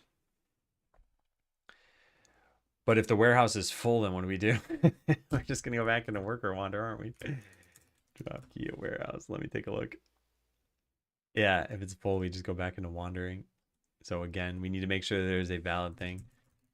Make sure there's a valid warehouse slot or a valid treasure chest. Otherwise, we'll get stuck in a transition loop.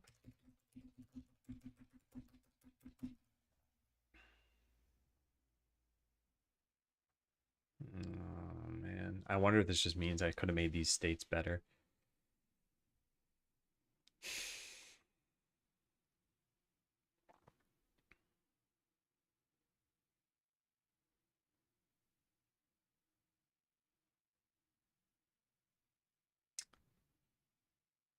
Yeah.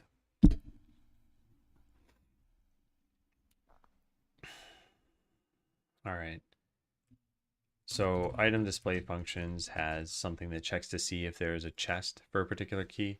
This part's easy enough to do. So treasure chest, treasure chest. So if treasure chest is not null, then we can transition and handle key. Otherwise, we need to check to see if the warehouse has an empty slot. Actually, it's not even that. Doesn't drop off item have a thing for it? Drop off item valid for entity. Yeah, here.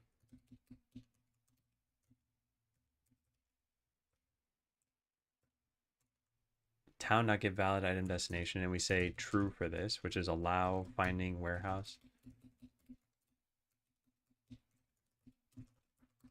And if this exists, then we're fine to transition. In fact, maybe this should check for treasure chest. If we did this here,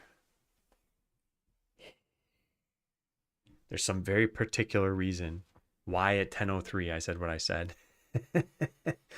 That's 15 minutes ago, though, and I don't remember.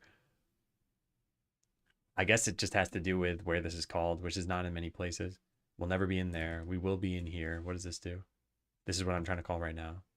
What else do we have? That's it. Well, that's not entirely it.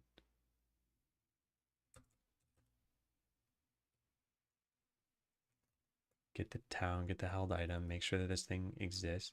Get valid destination checks will accept, won't it?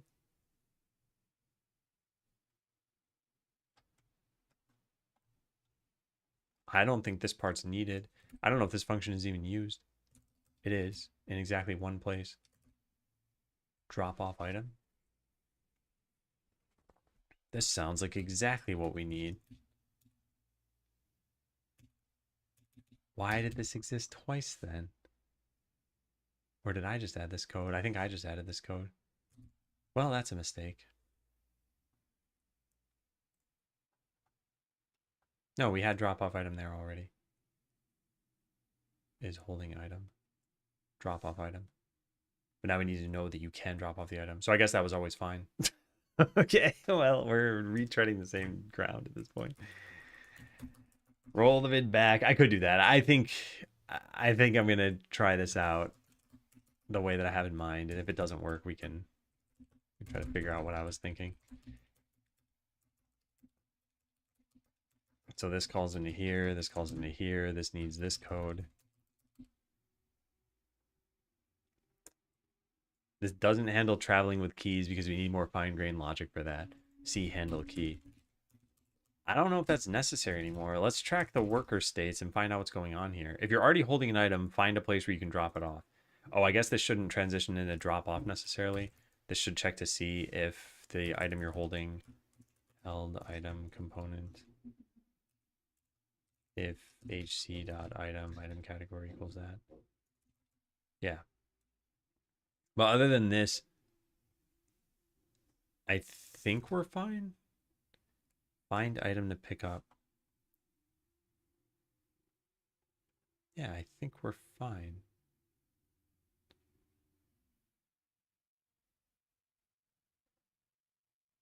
Let's try it. Let's try it. So many things to test. So we're gonna do the same thing we did before and make a key and do this. They should just wander around forever right now. So there are two conditions that'll get them out of this state. One is if I put a chest up here, and then they should, well, that's broken. I wonder why that's broken. Probably because of this new code that I just added. All right, well, let's trace through the code, find out what's going on. So if they're holding an item,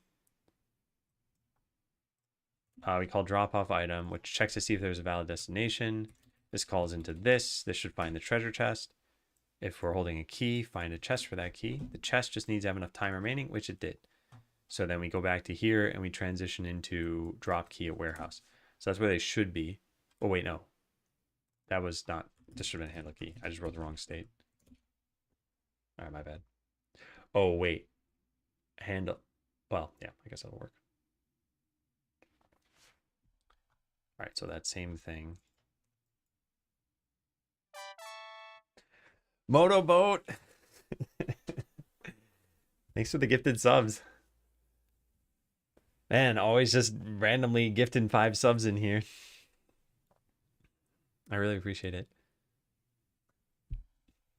You're keeping the stream alive.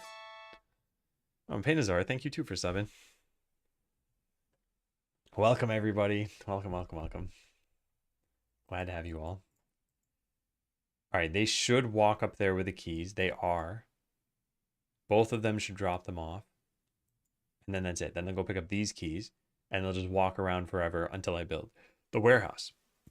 So I build this, and now I should drop them off at the warehouse. They're not doing that. I wonder what state they're stuck in. Let's find out. So is it handle key? No. Is it drop key at warehouse? Must be. No. What? What are they in then? Worker wander? Yeah, they're in worker wander. Well, maybe they are. I don't know. Yeah, they must be. So this must return false. Yeah. So why is this returning false? Maybe they're just looking for a bathroom. They could be. All right, so the item they're holding should be a key. Yep, key. And then this should work. So there's no chest. Oh, I see. We bail out there. Okay, yeah, that's not what we want to do. Because they could have the warehouse be a destination.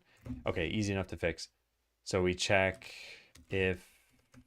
What does this return? A treasure chest? Treasure chest. Treasure chest equals this. If it's not null, then return it.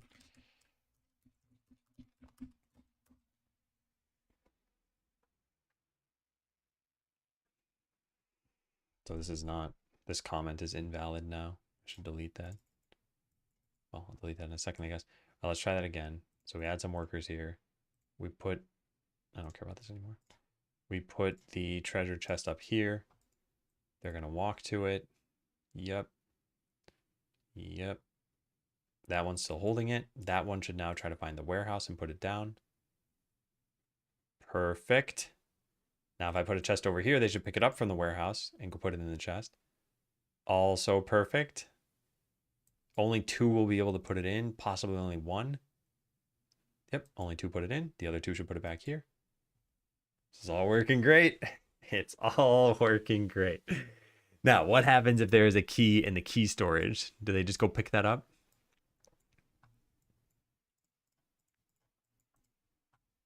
This is going to be a little bit of a challenge here because I got to ditch all these items.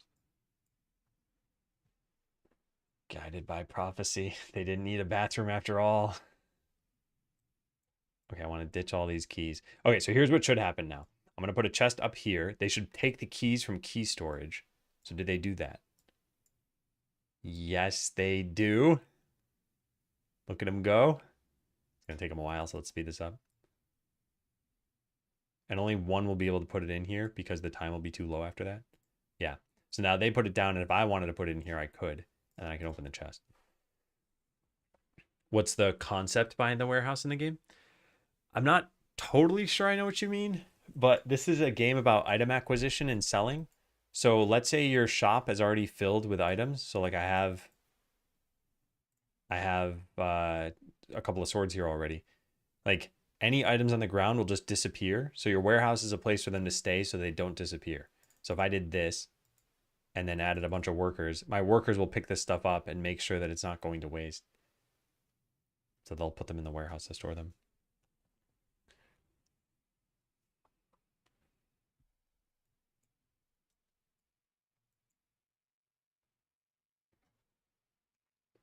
Gotcha. Yeah, I've been following since day 60. Yeah. Okay, yeah. Yeah, it's just storage.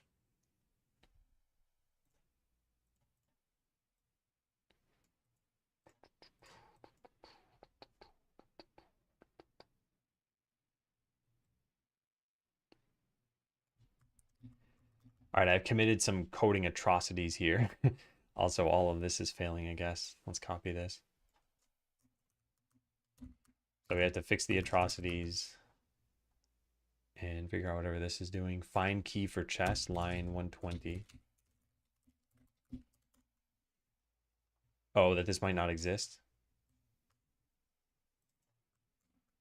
Key storage. This should have checked if count is greater than 0. No. I want this way. There.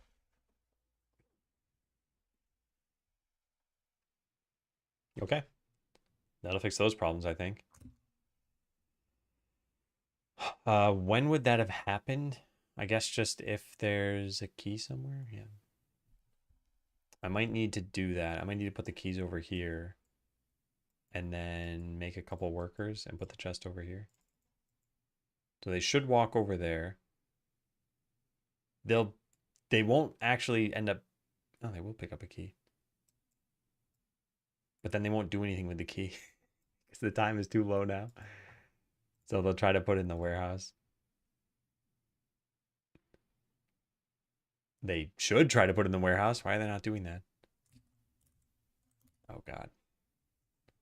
All right, what state are you stuck in? It's probably drop key at warehouse. It's not drop key at warehouse? Is it worker wander?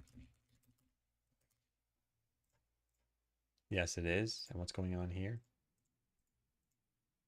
The item you're holding should be a key. It is. So we go into this. There is no treasure chest. That's fine because allow should be set to true. It's false. Oh my God. It's false. Item came from ground is what it's checking. Ugh. Yuck. Yeah, yuck. So it can't find the warehouse. We need to somehow get this thing to pass in true. Maybe all we need to do is just change this to HC.item category equals key. Yeah, that should do it. So how did I hit this state before? Because now it should be impossible. Move all breakpoints. I had keys in the key storage, and there was nowhere for them to put them. So I put these over here. Then I put the chest over here. Then I add a few workers. Whoops. Oh, I created too many chests. I didn't mean to do that. Well, this is going to be bad. I don't want any of these items.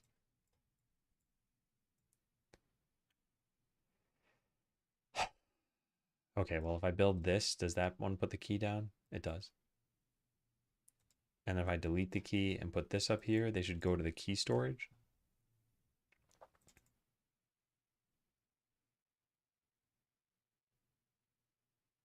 And then only one will be able to put it in. The other two will go to the warehouse. Yeah, looks good.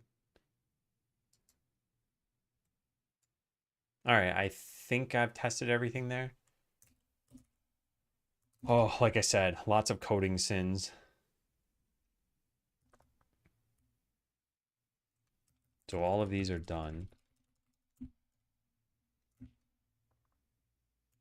They can't find a destination, put it in the warehouse. They shouldn't put it in this. May need to change, check. No, we're never even in this state. Yeah, so now all we need to do is undo the coding sins.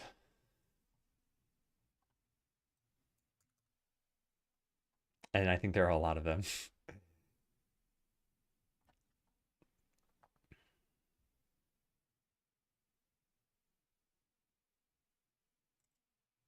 So this is needed to make sure that we have a destination here. Yeah. This is pretty reasonable.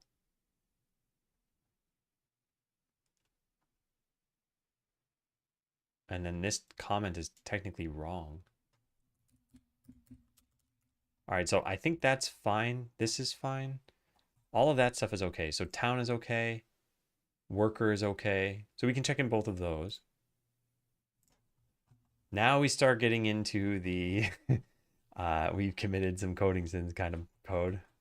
So let's start by figuring out where these constants should go. Oh, well, that on its own is probably, let's go to treasure chest. What's going on up here?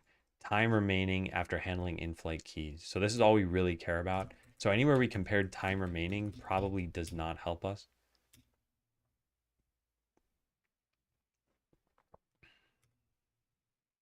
No, surprisingly, this is all correct. Huh, okay. This should probably be moved down to here. Time for in-flight keys. This I should write down. So to make sure workers don't all throw keys into a chest that's just about to open, we track the time that will be reduced by in-flight keys. All right, that's pretty sensible. Anything else here that's weird? No, that's all fine. What is this? Okay, this we need to check in completely on its own, I think. So let's undo town and worker for a second, and let's just check this in. Yeah, fix issue with double disposing something. If a treasure chest existed and you went to the title screen, two things would try disposing of the progress bar: the UI and the chest itself. All right, so that's its own thing. We can check this stuff back in. Let's go back to this now. So this looks fine. This, we don't use the item yet, and we're just hard coding 50. I mean, I can write here to make a constant out of this. You might wonder, why am I not doing that now? We're going to get to the point where we've differentiated between keys and chests, and we might need this logic. And it might always just be the number 60, in which case we make a constant out of it then. Have this be pulled from item data or something. Yeah, so that's... the to-do item was there already. Yeah, this code looks fine. Cool, no sins there. Okay, so now we are at 2 brand new files. We'll look through those separately. Pickup item itself now has a transition here based on which item we picked up. But does this matter?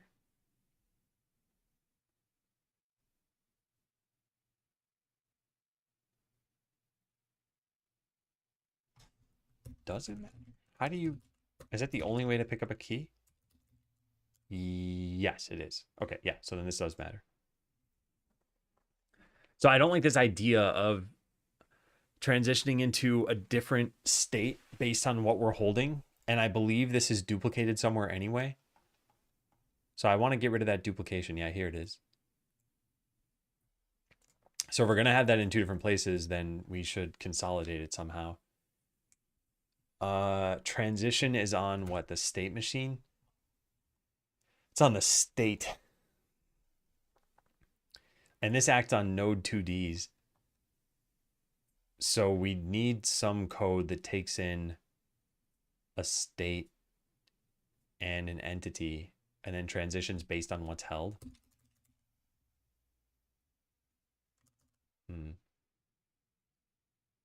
Do we have any other files where this could go? Not really.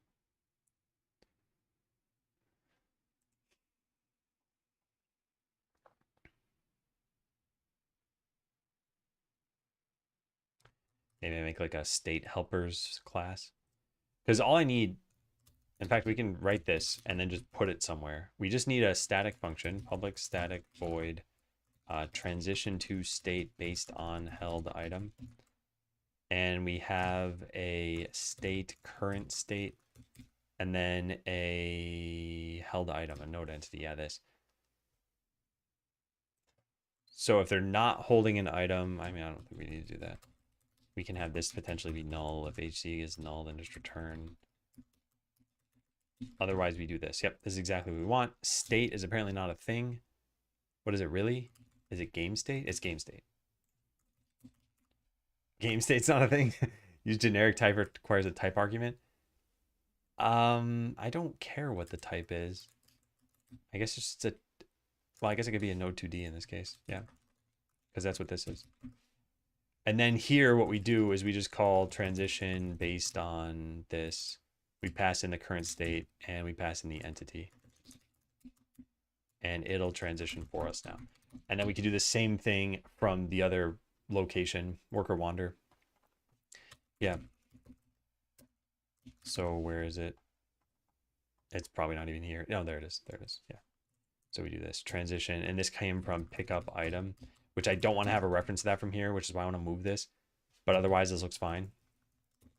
And that's pretty nice. So where do we put this function is now that we've written it. And yeah, I don't know exactly where I want to put that. Maybe like worker transition, worker state transition helpers, something like that. Yeah, sure, whatever. Worker state transition functions. All right, delete everything. Public class worker state transition functions. Delete this, and that, and that. Why is this yellow? Oh, static. All right, now get rid of it from here. And then this can come from this. Same thing over here.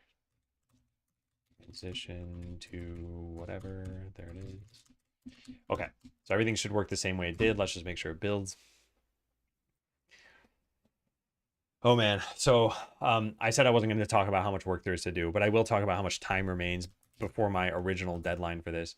So the original deadline was supposed to be tomorrow, and tonight I have plans. So I don't have any like fill-in time where I can catch up.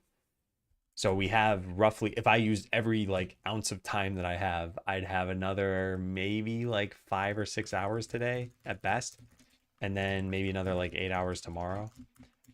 So all told, it's really more like 12 hours. I'm not going to probably use every single minute I have available to myself. In 12 hours, is that enough time to get this to a point where playtesters can use it? Probably not. What's left? So there aren't, at a high level, there aren't too many tasks, it sounds like, but then this sort of thing has been taking so long. Like, this has been 2 hours of the stream already, that who knows, maybe some of these other ones end up taking a while too. But we need workers to be able to move chests. We need actual loot to spawn from this stuff. We need to change some other, these are kind of minor things. This is also kind of minor. This stuff might be difficult, having different keys or chests, saving all this stuff. And then there are like a million cleanup tasks. So yeah, there's almost no way we're going to get through all of this, but whatever. This is what bricklaying is all about. We just do what we can. So the code built, yeah. And everything should still work. So we do this and they bring a key up there.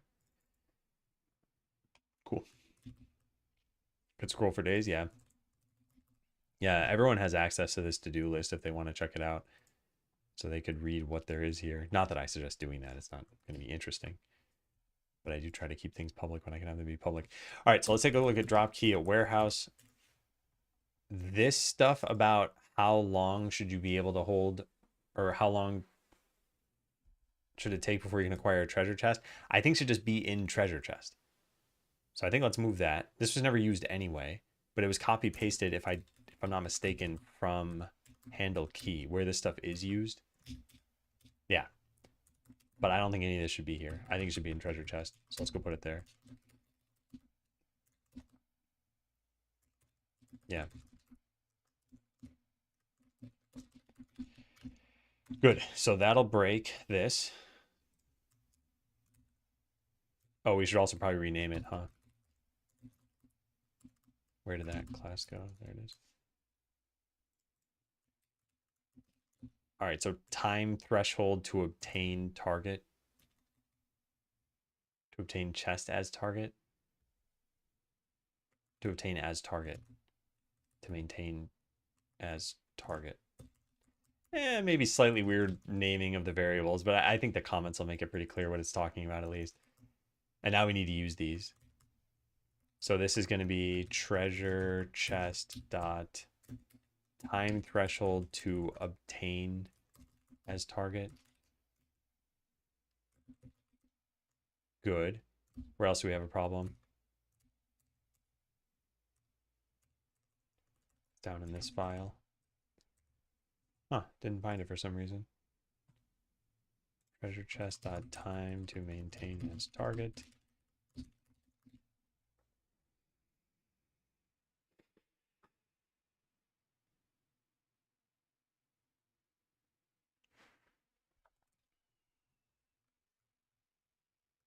This should turn yellow. I'm just waiting for it. Didn't. Who broke your keyboard? Some person just came in, snapped it in half, and left. I don't even know who they were. It's terrible.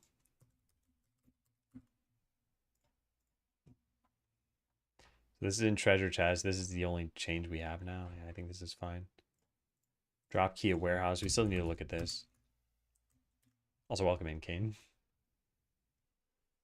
Yeah, so this stuff can be deleted, which is going to cause a problem here, which is when we just do this and this.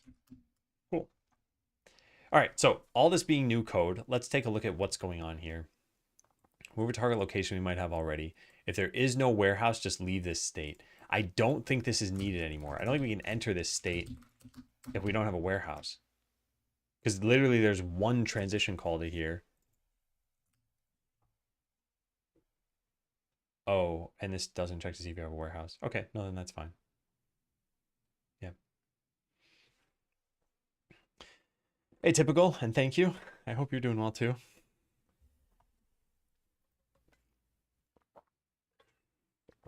We're making it through all this stuff. All right, so get valid item destinations and then get one of these. We do this in a couple of different locations, right?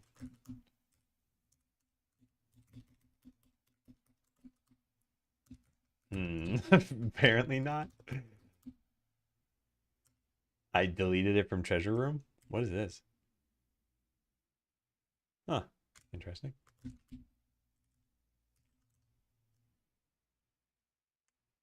Oh, right here. Here it is. This is in town at the bottom of this thing.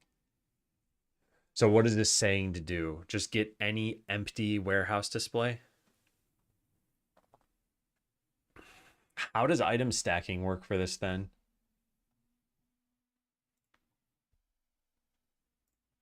Oh, it's not empty. Oh, this is misnamed. Oh. Yeah, this is misnamed. I don't even know what that Boolean means. Should only be true in one specific situation when they okay, yeah, that's fine. I think I should code rather than procrastinating. I think just starting is the most important thing. I've been trying to follow the motto action begets motivation recently, where even when I'm not feeling like doing something, it's like, we'll just get up and do something. And then hopefully that snowballs into spending more time on that thing. Yeah, this is misnamed, and we should probably make a function that encapsulates both of these lines. And it shouldn't be that hard to do. Let's go figure it out. Item display functions. All right, so what's this going to do? Public static. It potentially returns an item destination, and it's not an empty warehouse display. Get random valid warehouse display. And in order to do this, we need to pass in the warehouse as well. But the warehouse might not even exist.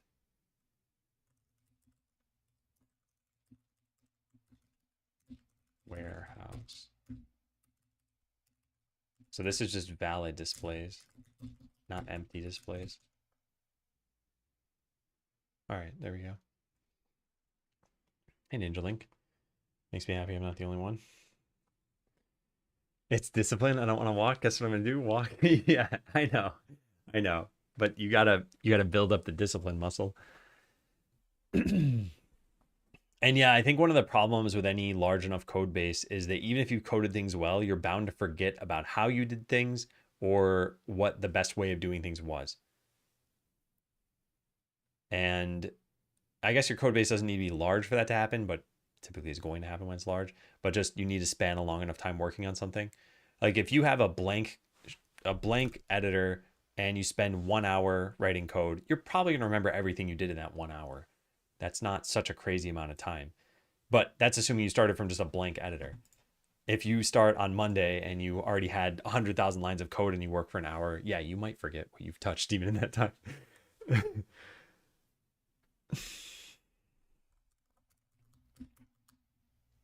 All right, so now we can use this at the bottom of this town thing here and just say return item display functions dot get random warehouse item. And the reason I did any of that is so that this code could also use this. So we say item target equals this, and this turns into town.warehouse. And now we can delete this and delete this and hope that this is exactly what we want. That's why I gave myself that name. Well, I think making something you dislike be part of your identity is probably not a positive reinforcement loop. It's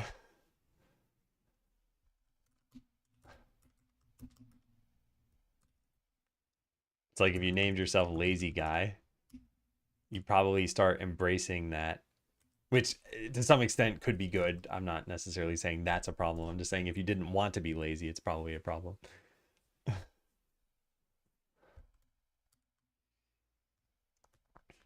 Okay, so this seems to look better now. What are we doing here? Yeah, so we cut out some code there so that this could get a little bit better. Let's keep looking through this. So if there is no target, we go back into the wander state.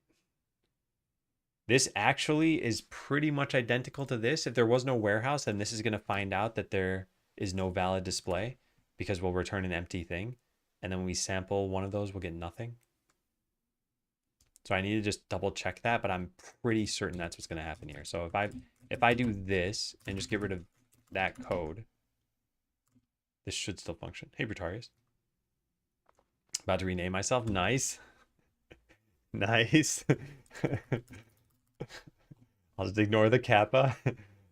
There's the change your username thing.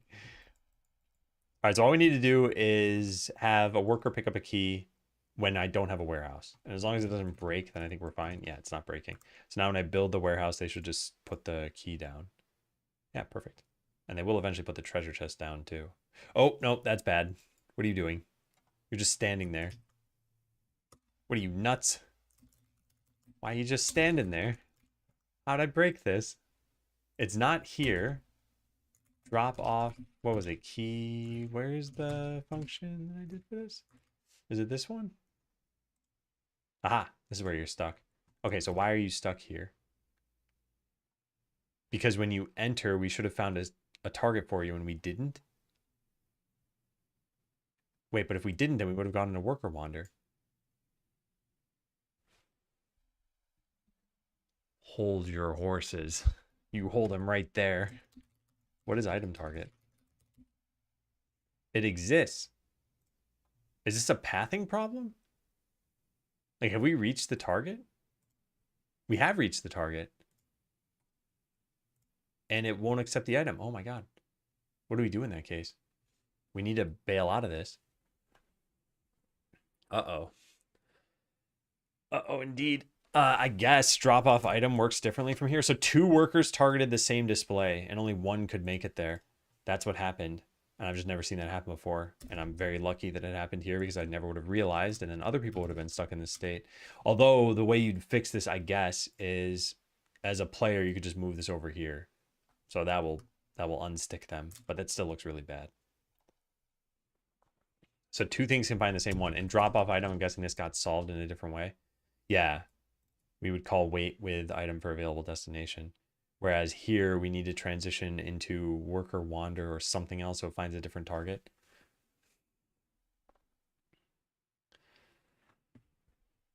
Yeah, I hadn't even thought about this. Nothing will make us leave this state. The item target is null or won't accept the item. Well, the item target can't be null as far as I know. Because if it's null here, then we just immediately transition out. So I don't think this code can even happen. Well, this code can definitely happen. And yeah, in this case, we need to transition back to worker wander, I guess. Which means this is no longer identical to the other function. But yeah, this is not needed anymore, which is nice.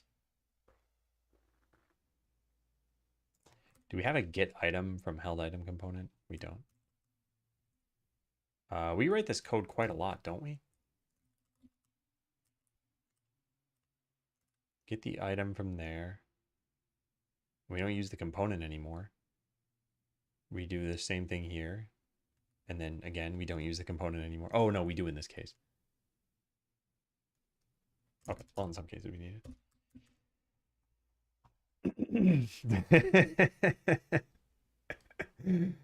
Oh, look at this. Typical fat guy renamed themselves a typical jacked guy. Congrats on the rename.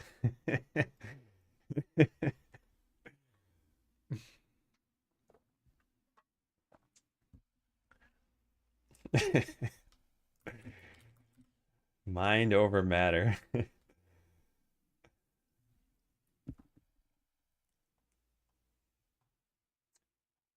All right.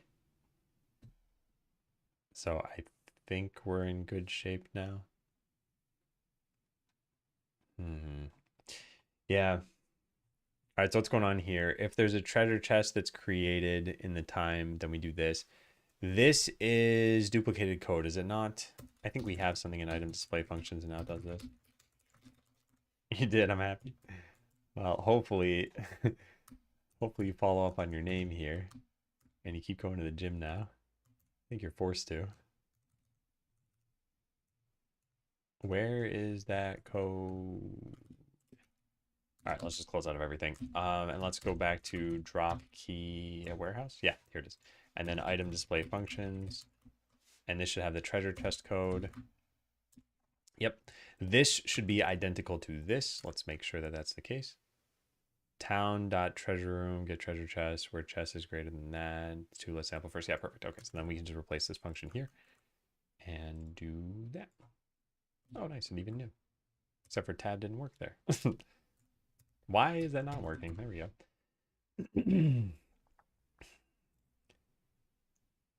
So, yeah, that looks good.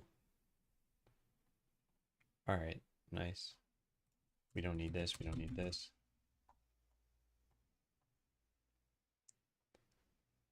Okay, so this code I really don't like.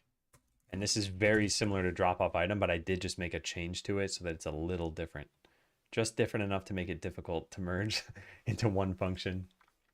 The difference now is that here we just return. We could check this. So what I could do here is I could have a potential, like a state be passed in. And when we reach the target, if the state is set, then we transition to it. And then these functions would be exactly the same. So we already have some state functions thing that I did. Yeah, this. Ooh, Mystic Muffin. Thanks for the sub. It's actually Mystic Muffin. I'll call you Mystic Muffin. Alright, so this is reach target. Reach target with the intent to drop off an item. And in the case we can't do this. Actually, wait a second. Why do we worry about this? What if we just had the returns from here and we didn't parameterize this at all and then just put the if statements into the state process? Is that bad? No, I don't think that's bad.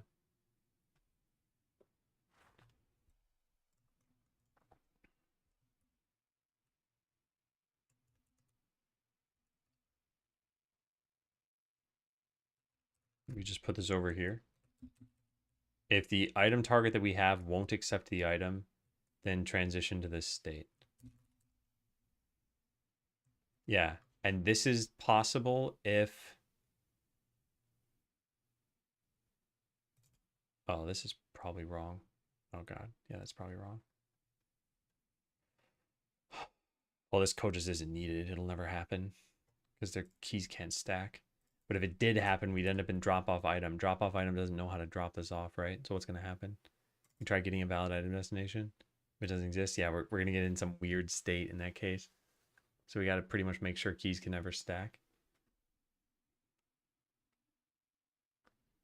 Or transition not specifically to drop off item. Yeah, actually, that could be it. Transition to state based on held item. We just call this code. Should work totally fine. So that's in worker state transition functions. And we just pass in the current state and the item. No, the entity.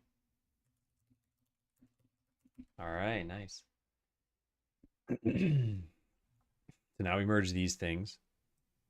This is going to be public static void reached target with intent to drop off item. And then we need this here. And we pretty much need the entirety of this function. I don't know why I copy pasted the one I did. All right, so this has to pass in an entity, I guess. Is that what the sender is? What even is that? I don't know what this is. Reach target. Event args. Oh, God. It's an event handler. Why did I do that? And this is passed in with empty. And the thing that's being passed in is a component, which is also kind of useless. Yeah, I can't say I like this.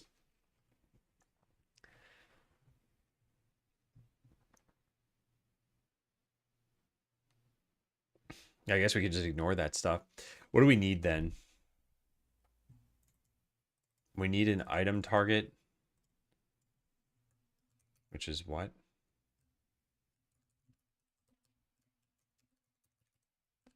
We need this.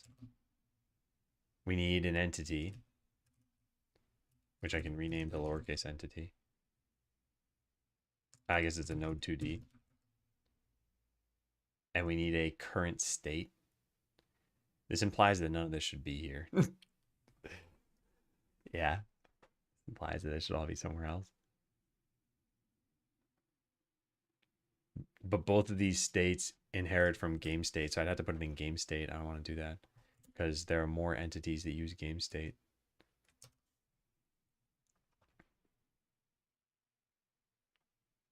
All right, well, we're only missing one other thing, right?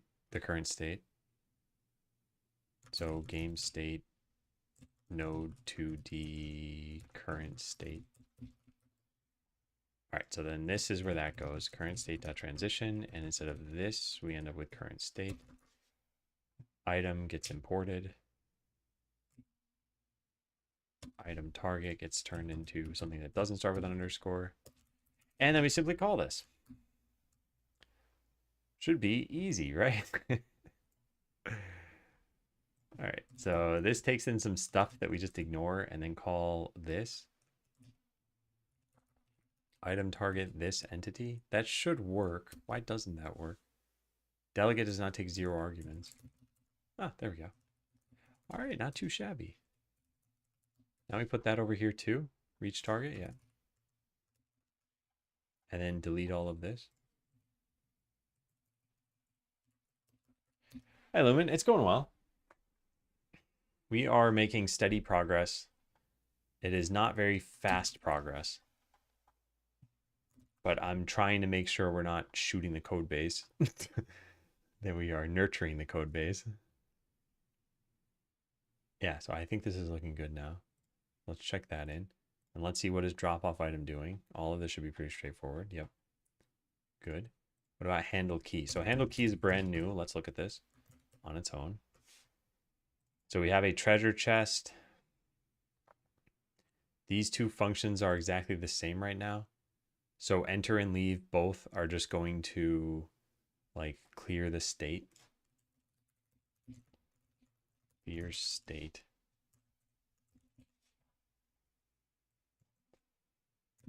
So we call clear state. And then put that there. Perfect.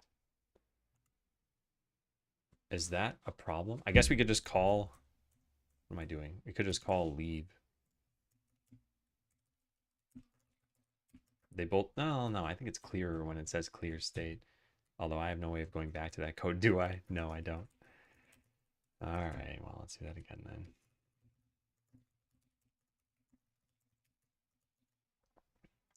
All right, state process. What are we doing here? If there is no treasure chest, then find a treasure chest. If there's still no treasure chest, move to a different state. If there is a treasure chest, then go to it. And if we already had a treasure chest and it won't accept the item anymore, then treat it like we have no treasure chest. That'll transition to drop key at warehouse. When we do reach the target, what we're going to do here is make sure it will still accept the item. So if it won't, what happens? I guess we go into this, drop the key at the warehouse. So yeah, no matter what, it looks like we have a transition out of this state.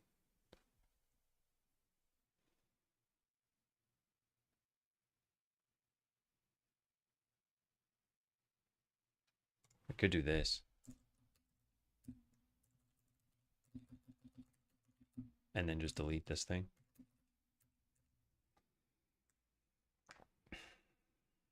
And in fact, drop off item could be made to do that too. I think we have this similar thing here.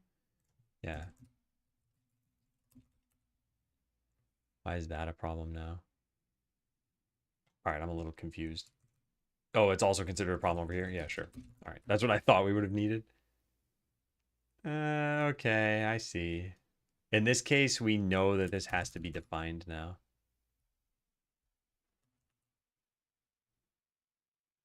Yeah. And I guess it's the same thing over here. We now know this has to be defined.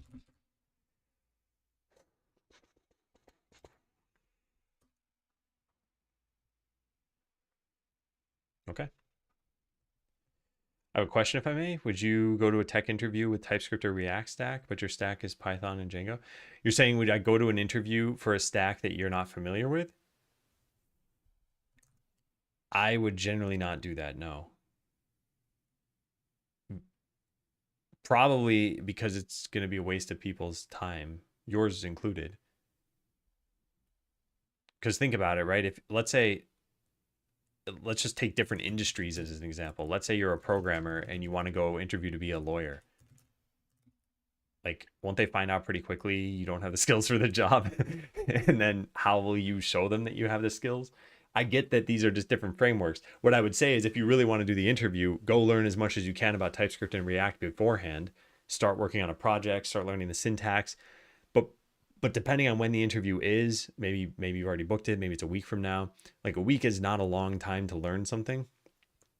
And you won't be able to talk about, well, I encountered this problem in the past and I weighed my options and we found this library or something. You'll basically be able to say, like, well, I started learning this 6 days ago and I haven't ever seen this before, but here's what I think I might do.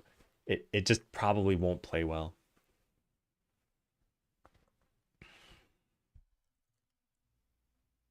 Alternatively, I guess the other option is you could leave this in their hands. You could say something like, I'm new to this technology, but I will learn as much as I can for the interview. Like, do you still want to have it? Something like that. Job ad was for that, but in their email, they told me their main stack was TypeScript and React. Well, you know the React component. I don't know. That's close enough, maybe, where you could say, I'm not familiar with the backend for this, but because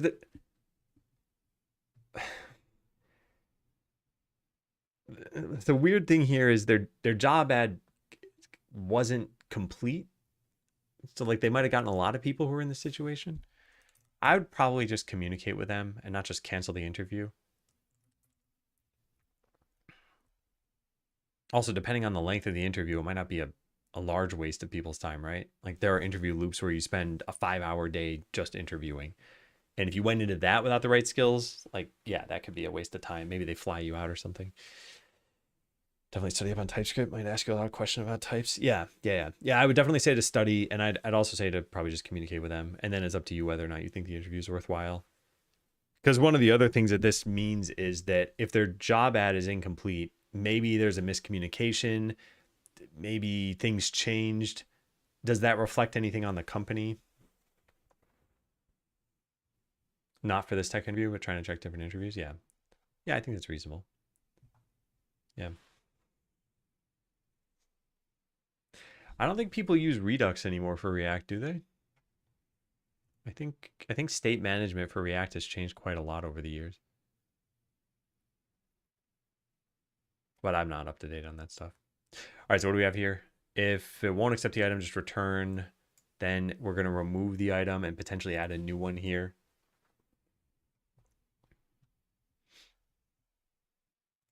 All right, I think this is fine. Yeah, I don't think there's any problem with this.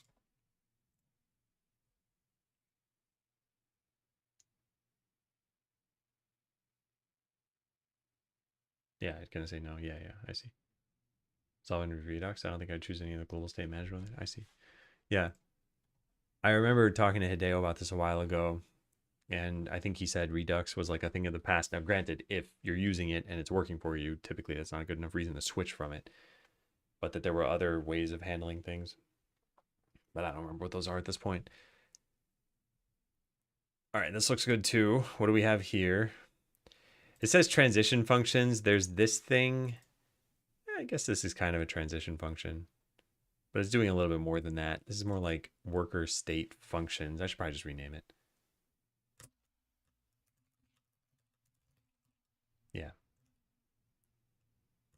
And now reveal in Finder.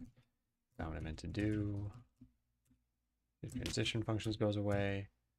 Now this gets renamed. And then worker state transition functions. We just replace all of these. Yeah. How do you activate this? I thought it was Alt Enter. It's Alt Command Enter.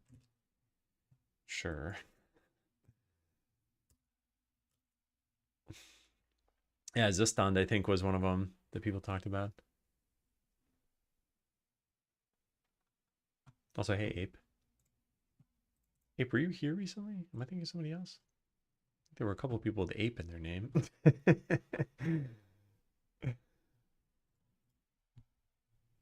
All right.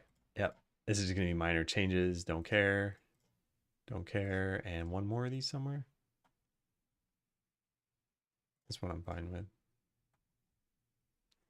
Oh, what's all this code doing? Worker wander. Got like butchered here. Why though? It's a key. Try to find chests and stuff. Yeah, we put this in its own state. Any other things that changed for this? Randomly pick whether to check the warehouse or. I'll just say which thing to check first. Is holding item, return false, return true. That's fine, that's fine. That's fine. Yeah, cool. All that's good. Now this is the last beefy set of changes we need to look through here. Item display functions.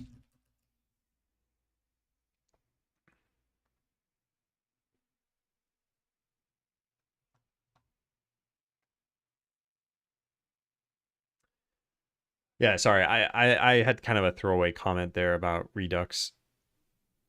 I didn't mean to start a conversation about it necessarily. I'm fine with chat discussing it. I don't, as long as everything's civil, and I don't think it's incivil or uncivil yet. Item came from the ground, or that it's a key. So keys can go back to the warehouse.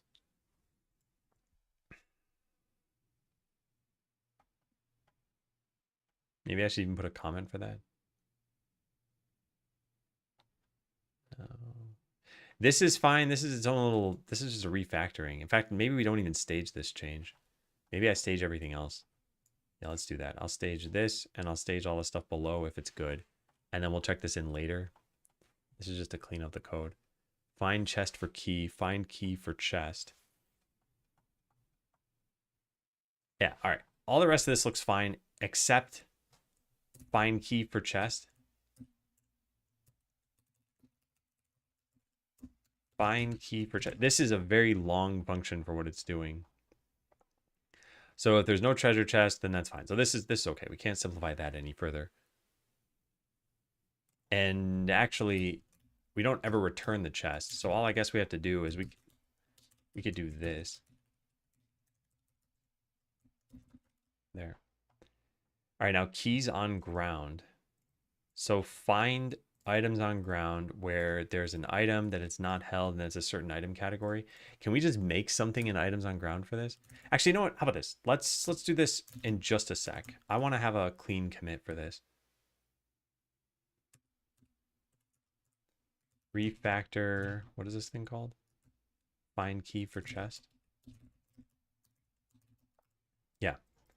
Let's check this in as is. At least all of this stuff. So the only thing I'm not checking in is this one little blob of code here. So let's try running this.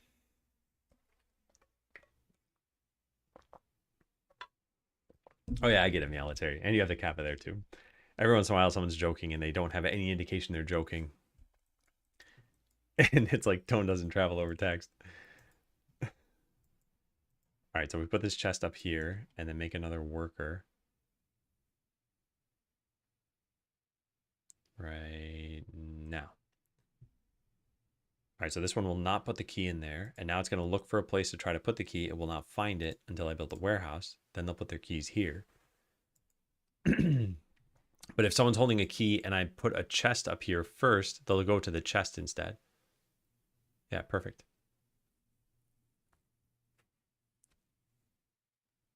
Nice. Okay, next is if we get rid of that, get rid of all of these things, move these keys over here,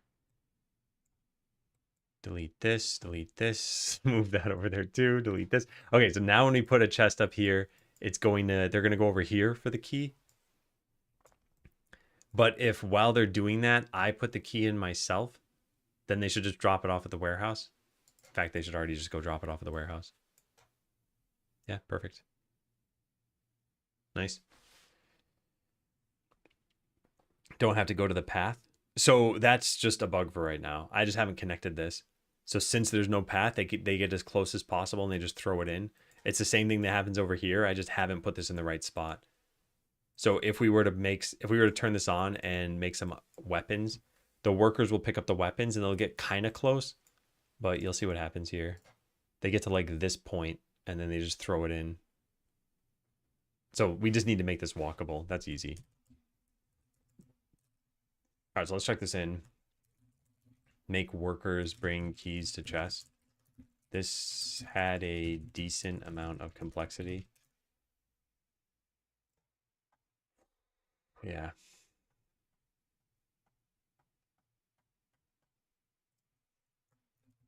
A general summary. I don't think we need a general summary. I think I'm gonna leave it at that. Workers throwing arms stronger. Yeah. Refactor code for succinctness. Also, this still maintains its clarity. In fact, it probably even gains clarity. Okay, so next up, I want to refactor find key for chest. Item display functions. And I think it should be straightforward enough to do. It's like ground item source. Anytime we ever do this, which is in only, what, 3 places? Is it always kind of the same code that we're doing? Let's just put them all side by side and see. There's one. There's another. And there's the last one. And then just tab these back. All right, so what's going on in the first one? We check to see if there's an item and then it's not held. And we just care that these are available to be picked up. So these are like items that can be picked up. This is as item. And its ID is a specific item ID. I guess this is to see which ones will stack. Where's that being done? Spawn items. Yeah, this is to see what will stack. See which items can be stacked onto. And then this is see which keys can be picked up. All right, so any commonality in there that we could do?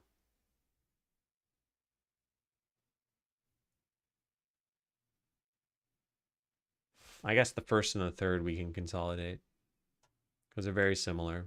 We just have a specific item category. So what we can do is we can get all of the items on the ground that can be picked up and then just filter them by which ones are keys. I'm not sure I even necessarily want to do that, but let's go find out. Items on ground. What is this thing? What is this thing indeed? No, it's not working. All right, let's reload.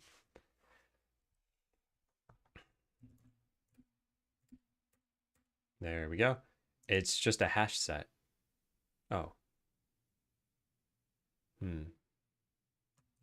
That's not good. All right, well, I guess we can do this. Public static I enumerable. What is it? Ground item source. Get ground items that can be picked up. And I want to just pass in the hash set of ground items on ground. All right, so we just want to copy paste this.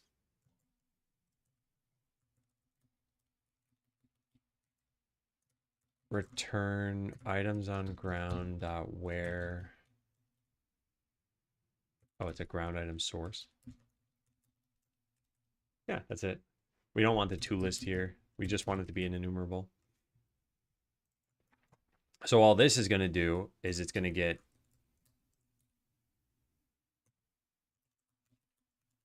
these. And then the other code that we had, which is key for chest, this is going to do the same basic thing, but our where clause is going to check that the item is a key. So this becomes somewhat simpler. Now, what's the problem here? We need the ground item source. There. Okay, that's it. This is very, very slightly nicer. All right, so that's good. Now what do? We check the warehouse. We get occupied or empty displays. We get all occupied displays, and then we filter them by which ones are holding keys.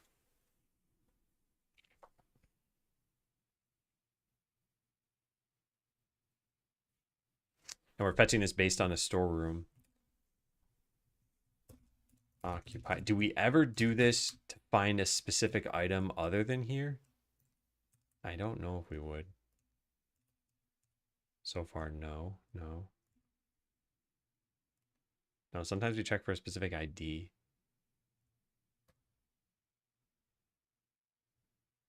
And that's it. Why do we use the storeroom? Oh, because we haven't gotten to the key storage yet. So is there a way you can simplify this?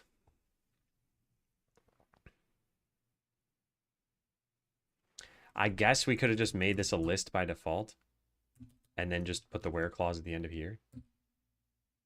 Except if I'm going to do that, then we say keys in warehouse for this. And then just delete a line. Yeah, that's not bad. Okay, that's pretty reasonable, actually. All right, nice. And then anything we can do here. Yeah, Appleseed. Key storage, get occupied, or empty item displays. Just get the occupied ones. And we know that they're keys already. All right, I think that's slightly simpler. How many lines of code did we get rid of from this? Technically 1 line in total. But from this function, we got rid of more. It used to span 48 lines, and now it spans 44 lines. Okay, so we got rid of 4 lines over here. I mean, that improves the readability of this. Okay, cool. So refactor item display functions.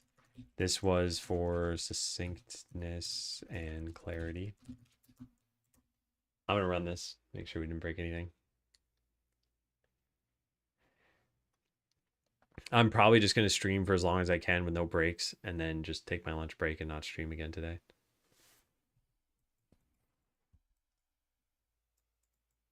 Because I'm gonna need to take a break at some point.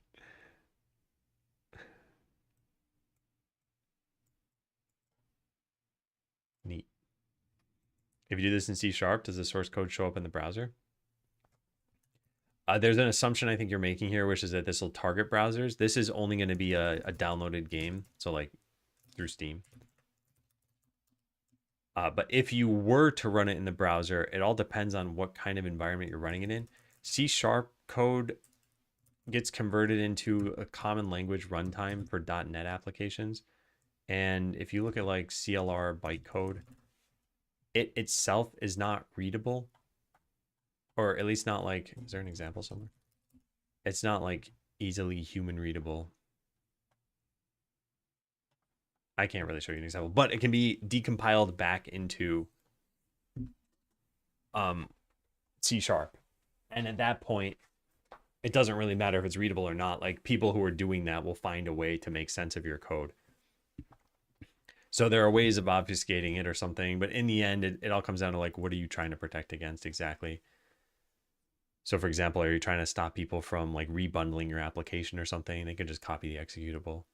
Are you trying to stop them from building on top of it? Like they'll find a way if they want to find a way. Can the C# Godot project use both languages? Yeah, they can. Oh yeah. I'm not saying you need to decide for the sake of this question, Military. I'm just saying that if this mattered to you, you'd have to figure out how exactly you want to stop something.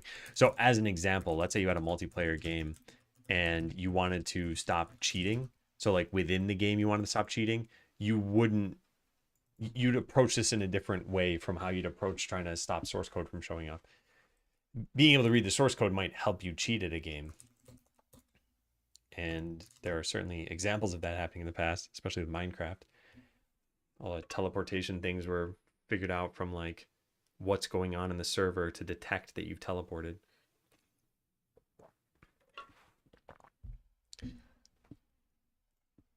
Well, teleported when you're not supposed to. All right, so we refactored this. Get workers to bring keys to chests. Done. Make workers move chests. If there's no destination, they should bring the chest to the garbage slime. I'm hoping this is easy. I'm really hoping this is easy. So let's go see. So allow workers to put chests in the treasure room. So we need to get, does this just work? Get valid displays. What's that false for?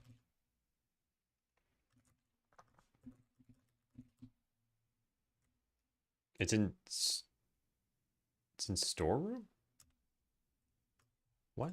Why is this red all of a sudden? Oh, it never existed. That's why. I just uncommented code that I never finished writing.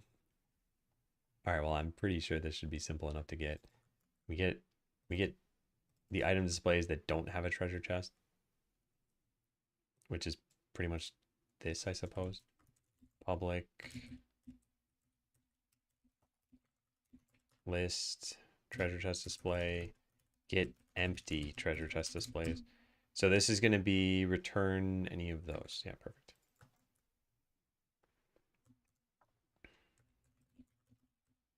So we don't need this here. Otherwise, an empty thing, if the count's greater than 0, do that. Yeah. Is that enough? Change type of variable. Oh yeah, it should be a list. And then change the treasure. Why is that happening? What is going on right now? What's this guy coding in New Basic? Oh, look who came crawling back to the stream on YouTube. What is the problem with this? Treasure chest display to, oh, item destination. Okay, I guess we can make this a treasure chest display. All right, I'm not going to change anything else. Let's just see if this works. I haven't thought through this at all. How's it going, Leaf? And what has been your bedtime lately? It's 11:30 right now. All right, here we go. Will they put a treasure chest over there? So they'll pick it up, but then I don't know what's going to happen. Oh, it looks like they're going there. Then they should just throw it in. Yeah. And then these skeletons should go bring the keys to it. Wow. All right, so what happens if we put another chest in? They should bring that over there. But then one more chest and they won't have any room for it. So then what happens?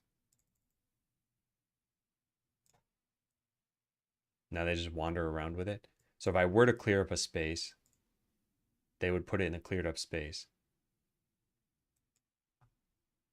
But now I've got to make another bunch of workers. Okay, and if there is no space, they should put it in the warehouse. They do. And then once a space is cleared up, they should take it from the warehouse and put it in the thing. Yeah, nice. Wow. It's all working. Yeah, that's very cool. All right, well, that was easy. I think we needed a quick win after how long it took to get them to bring keys to the chest. This is cool. Yeah, this is really neat. I like this a lot. So is there anything that I haven't accommodated that I need to accommodate? Maybe like multiple workers trying to bring a treasure chest at the same time. That might be a little bit hard to do, but let's see if we can get that yellow key. All right, so instead of adding all this, let's just add like 1,000,000 treasure chests. Yeah.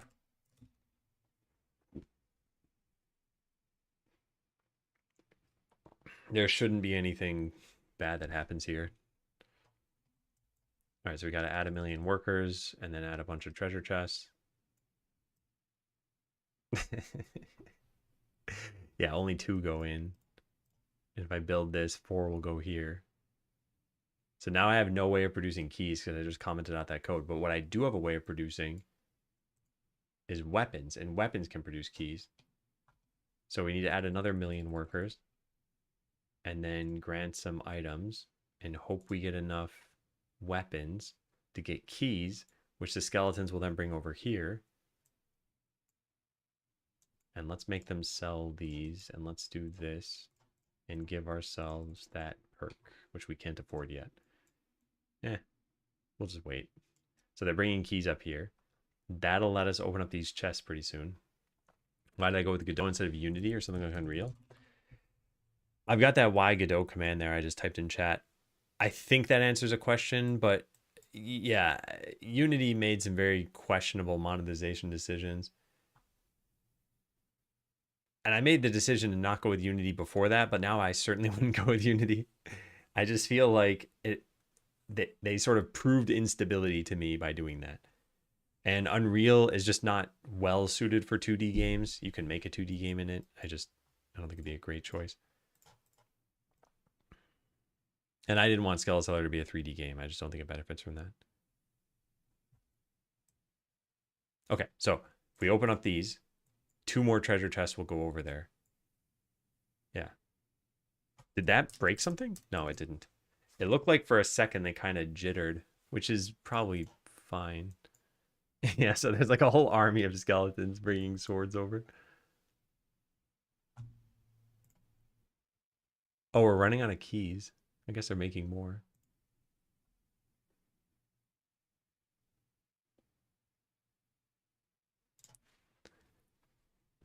Yeah, Hefe. Yeah, this is working pretty well. So I mentioned this earlier, but there's no plan to make opening a treasure chest be an automated action for now. Maybe it could be done with a perk, but I think it'll be fun to open the chest. Items aren't flying out of it, so it's less fun, but they are appearing out of the portal. I see a lot of jittering happening down there, though. I gotta figure that out. Also, they're not even getting enough. They're not getting enough swords to make into keys.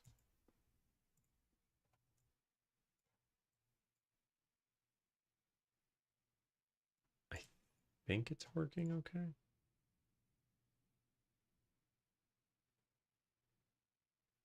Yeah, I think it's working fine.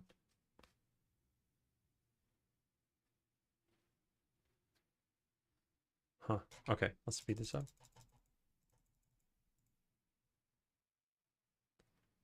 Because I need this to be openable now. I don't want to open both of them. There. Yeah, they do this weird thing where they turn around and then find the new chest. I think they're finding it immediately. Maybe that's why that looks weird. Let's try that one more time.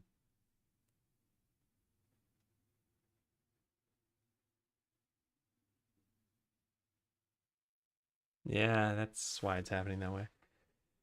What do you think of making something like a restaurant or an inn for visitors? So I think at this point, if I just consider from now until launch, I'll be slammed with stuff to do. So anything extra is basically a no. But then afterward, I think we pretty much just need to consider like what is it that players want the most? And of that, what fits with the design philosophy and sounds achievable, I guess. And then we code that stuff. So like, would an inn be a welcome addition? Maybe. Is it solving a particular problem right now? Not a top priority problem, no. So I think in general in game design, the way I would sum up how I approach things is like a problem driven design. And sometimes people suggest things like, wouldn't it be fun if, and then whatever the suggestion is, right? Sometimes you are trying to design for just fun.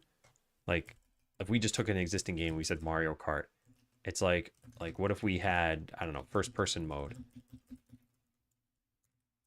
Would that be fun?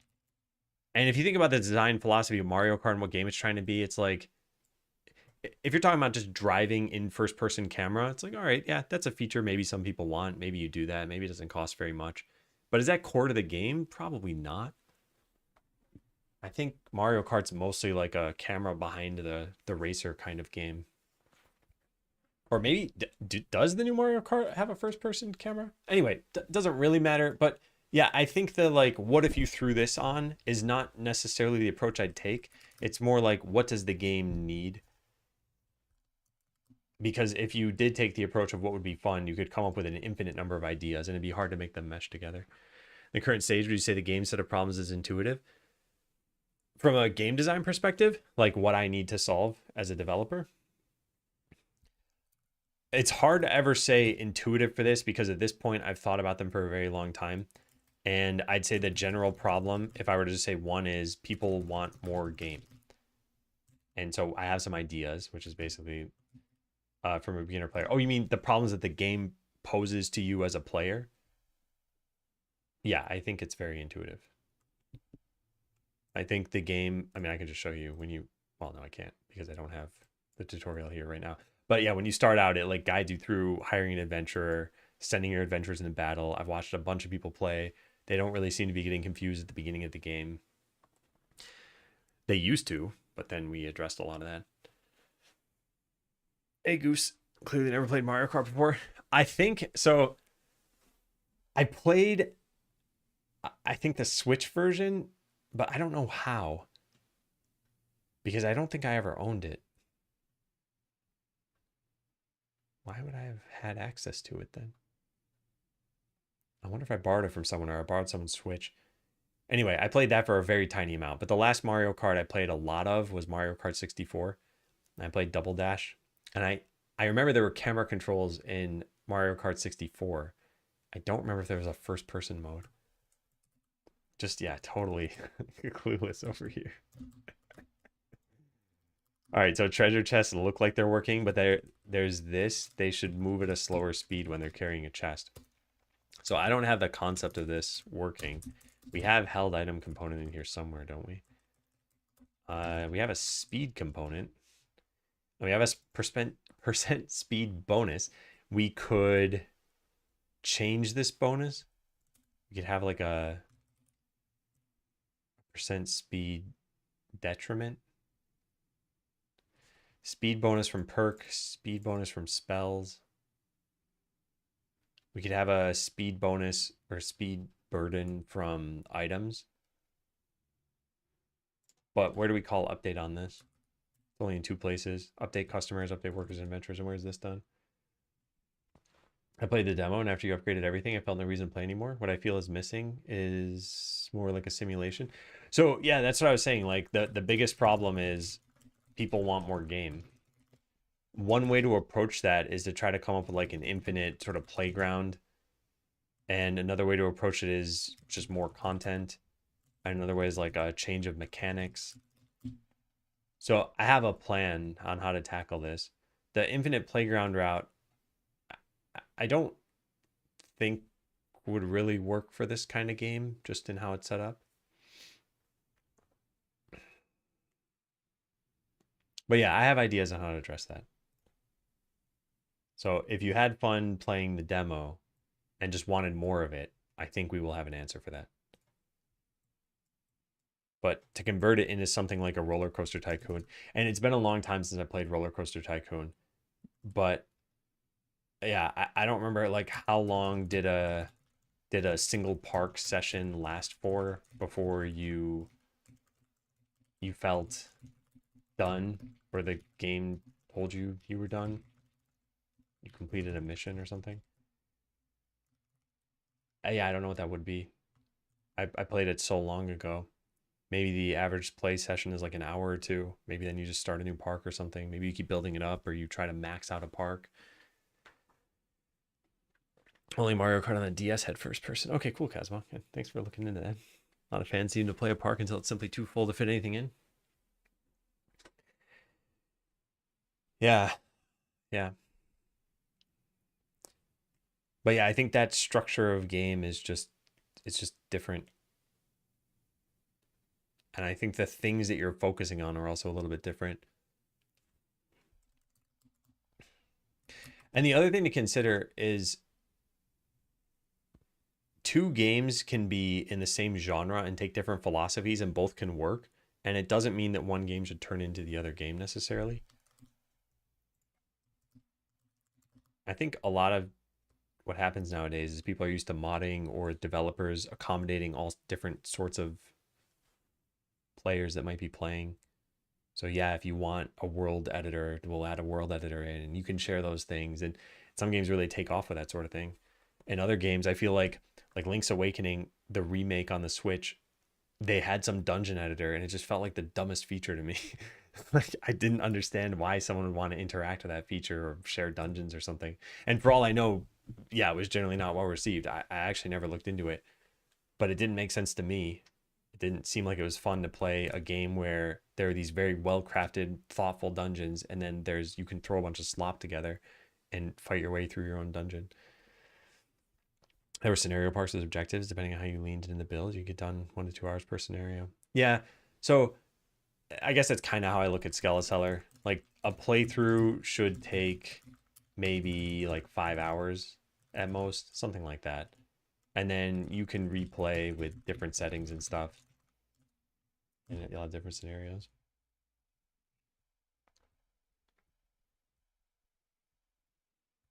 You okay and everything? No criticism, that's player feedback. No, I get it. Also, feedback can be criticism. I think that's fine. You can always say, I didn't have fun playing and here's why. And sometimes the response is going to be okay. And sometimes it's going to be, we need to do something about that. Like if someone who primarily plays like deep strategy games plays Skeleseller and they're like, oh, there's just not enough depth. I have actually said in the past, like, I'm not looking to accommodate your psychographic as a player base, essentially. Like if you want a game with more depth, go seek out a game with more depth. It's just not the goal for Skeleseller. And in this case, I'm not saying we won't ever add an in or we won't have something more similar to what your vision is, but it's just, we definitely have a plan leading up for the next few months from now. Okay, what we're trying to do here is make sure that this thing changes. And I looked into where we call update worker speed, and then I got sidetracked a little bit. And I'm not saying that's a problem. It's this. We got to figure out where this is called from. It's called whenever you get an ability. And where else?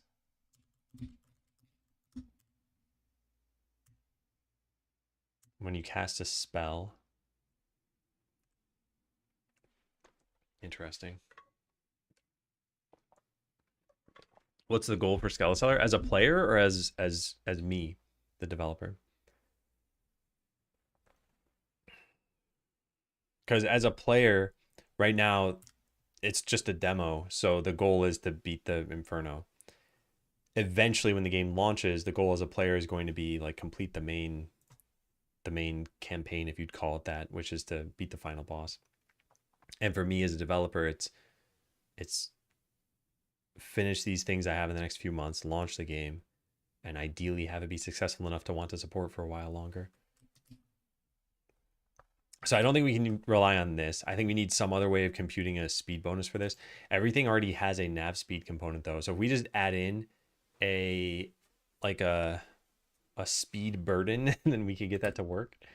And it would just automatically work with our system. So option 1, add something like a speed detriment to the nav speed component and compute that. Option 2, have the nav system be aware of workers holding chests specifically. That's probably the simplest way of doing this. Where do we take the speed into account? Oh, I guess oh, wait, we could just do it here, right? Okay, never mind. All right, so what do we do? What do we do? Multiply by speed bonus. Okay, so let's do a speed detriment.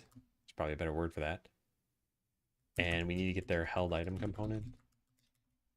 It actually shouldn't be here. They should be in the system that we use.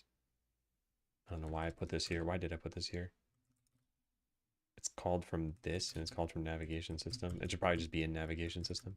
Anyway, held item component HC equals get that. And if there is, so the speed detriment is going to be 0 by default. If you're holding an item, if HC is not null and HC dot item category is equal to a chest, I don't want that there, then the speed detriment is going to be, I don't know, 0.5. I'm just making up a number for now. And then we just subtract that.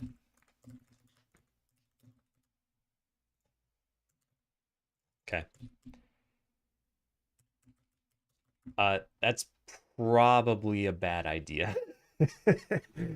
Because that implies that your speed could potentially slow down to nothing. We should probably just multiply it by whatever the detriment is. Times speed detriment. Yeah, there we go. So we set this to 1 and we set this to 0.3 and we call it a speed multiplier from held item.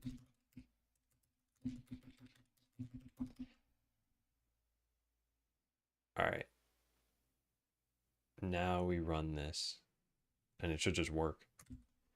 The goal here is to get skeletons to move chests slower than they move every other item. The reason is kind of flimsy. It's that chests are heavy. I mean, other items are probably heavy too. And also, there's very little travel distance for chests. So I want workers to just take longer when they hold them. So this should really like slow down to a crawl when they pick it up. Yeah. It looks so stupid. Oh my God. Now, something else to consider here is that workers will probably not be moving that slowly by the time you unlock the treasure room. The speed they'll actually be at, you'd probably have a couple of upgrades for this at least. So they'd probably be moving, yeah, at least that fast. And when you use this upgrade, they'll move even faster. And you could even upgrade this more than what I did, and you can upgrade this more than what I did. And I'll get that and that and that. So you can see them darting around when they're not holding a treasure chest. And when they are holding a treasure chest, I don't have a way to generate keys, do I? No, I don't. So we just have to wait for these to be openable. I should make it so you can right click to open a chest. Oh, I can't do that probably. Maybe I should make it so that if you right click the thing, yeah. Right clicking the treasure room bulletin board should make chests openable if all slots are full. Yeah, I have nothing else I can do here other than just speed this up and wait. It won't take very long. It'll be like 6 seconds. But I shouldn't even have to do that. There we go. So now I can open both of these. And once these are done, now these workers will walk over to there and then start darting around again. So yeah. If I turn this on, they'll go crunch all those items into nothing.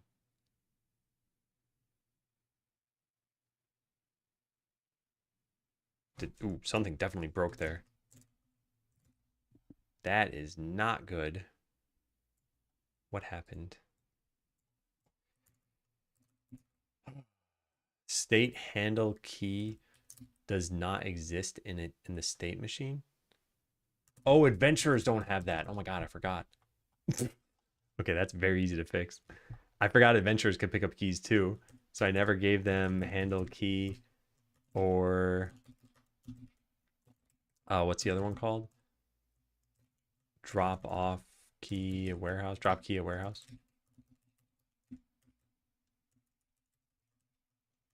Yeah, that should fix it.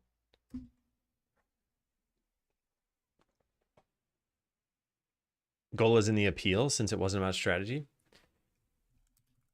I think the appeal is a couple of different things. It's a bit of a twist on the idle genre and how things work. Like the game is functional. It's not just a visualization over something. Like workers are moving items and you can also move those items. I've played other idle games where there's something happening, but that thing happening is just to give you something to look at. It really doesn't matter that it's happening. And a lot of idle games are like that.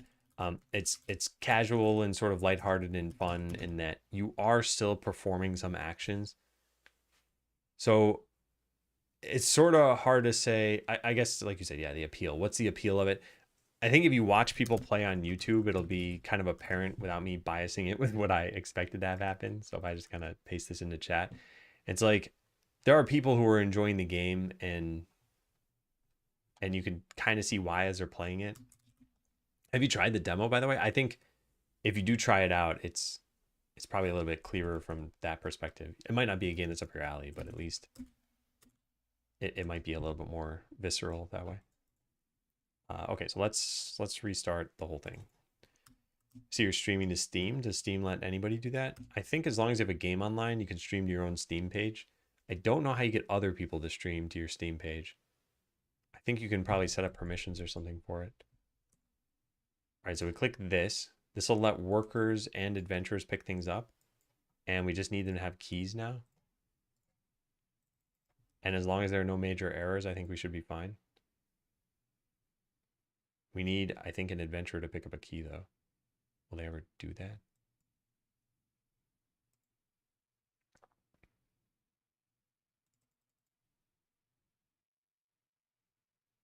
Yeah, they're holding a key right there. So then there shouldn't be a problem. Yeah, there is not. Cool. All right, nice. Whew, all right, looking pretty good. Let's go check this in. Oh, no. Did I never check in even this part? I didn't. Whoops. I guess I just never clicked the button. Oh, because I reran the game and then I got sidetracked. Yeah, so now we got to check this in. Allow adventurers to use keys/chess. I just forgot to add their states. And then this is make everyone walk slower when they have a treasure chest.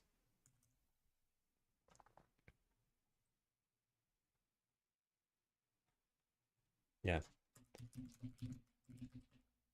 Make workers walk slower with chest. So what do we want to say for this? Adventurers too. Trying the demo now. Yeah, nice. Yeah, let me know what you think. Appleseed tried it the other day and said something like, I went in with a critical eye and I had more fun than I thought I would. Which is nice. Nice to hear. All right, the other thing I learned by doing this is that get entity speed should not have been inside of the component. It should be inside of the system. So we'll go change that too. It's pretty minor. I'm just going to move this over to nav system. And we need this to be where any other public functions are. Do static functions come first? I don't know. And then the default speed needs to be used here. Where does that come from? Nav speed component.default speed. Any other problems? Just this? Okay, so now we got to fix any locations where we called this. There's 1, there's 2, and the third one is somewhere else. Get, what's it, entity speed? Here. So this is now navigation system. Okay. There's one last problem with this. When workers are when workers have a fast move speed, their feet move really fast, but they're not covering a lot of ground.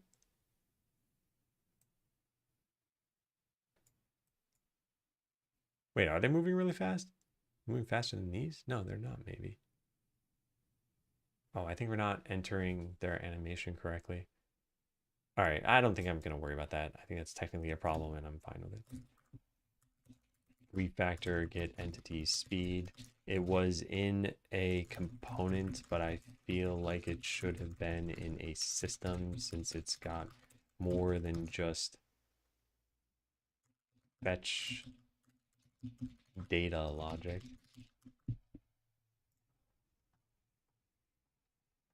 Cool. Okay, next up. So this is done. Right-clicking the treasure room bulletin board should make it unlock treasure chests. Treasure room, right-click is right there. There's debug spawn treasure chest. I think we're just gonna call this debug cheat. I'm not gonna come up with a better name than that.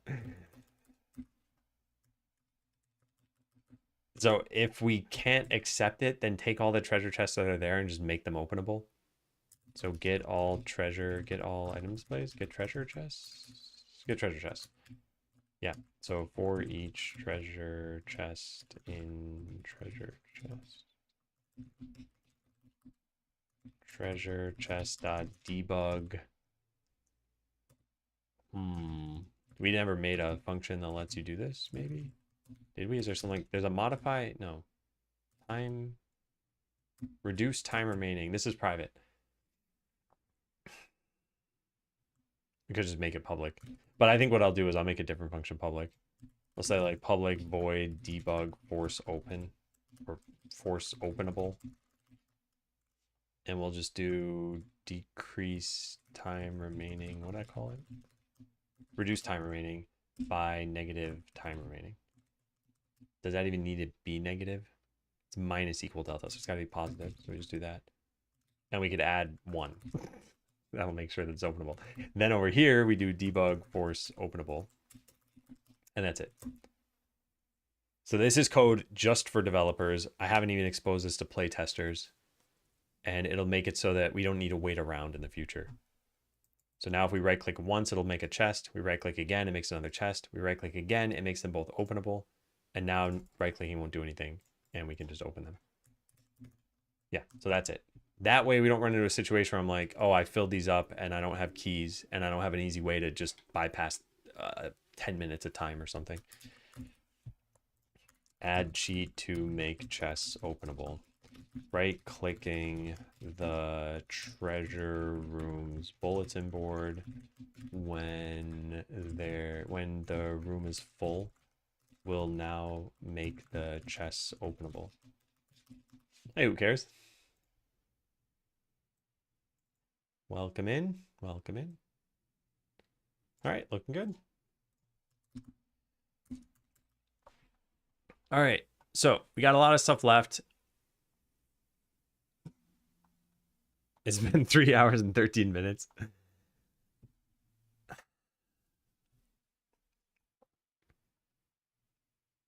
I think what I'm going to do is spend the afternoon off stream working on this stuff. Yeah, there's no way I'm finishing this afternoon. But I want to get done with as much as I can.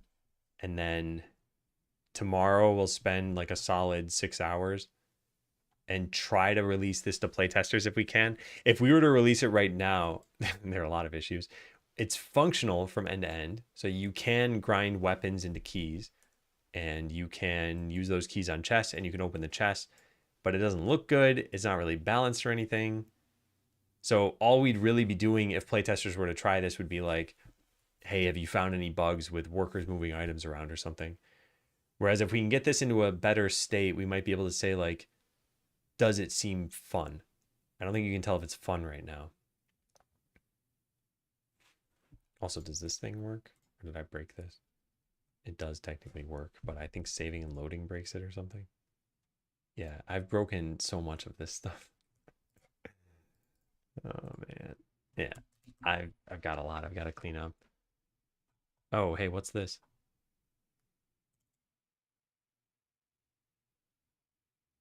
What is this? Find item to pick up. Find key for chest. Uh-oh. I don't think I considered what happens if the treasure room is null. did I? Worker, wander, find item to pick up. Find key for chest is done first. Find this. If find chest for key is null. Oh, no. Yeah, that's a mistake. I wonder what that returns. Probably just null.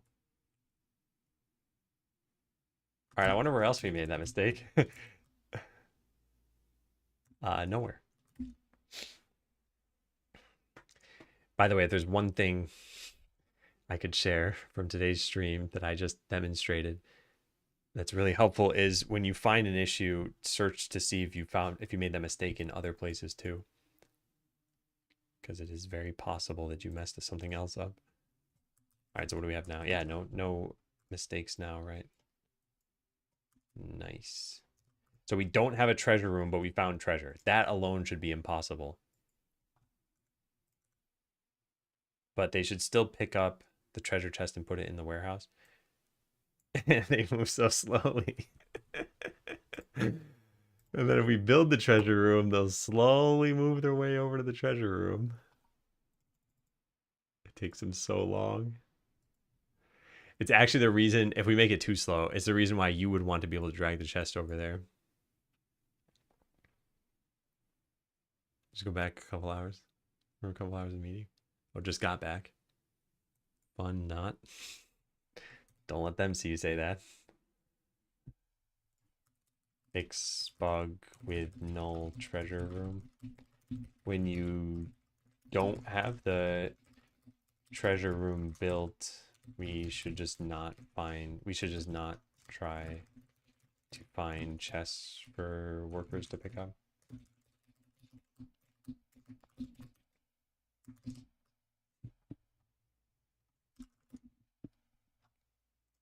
All right, proper loot to spawn, change the sign. Battle ends and we compute this, make it a quick move destination.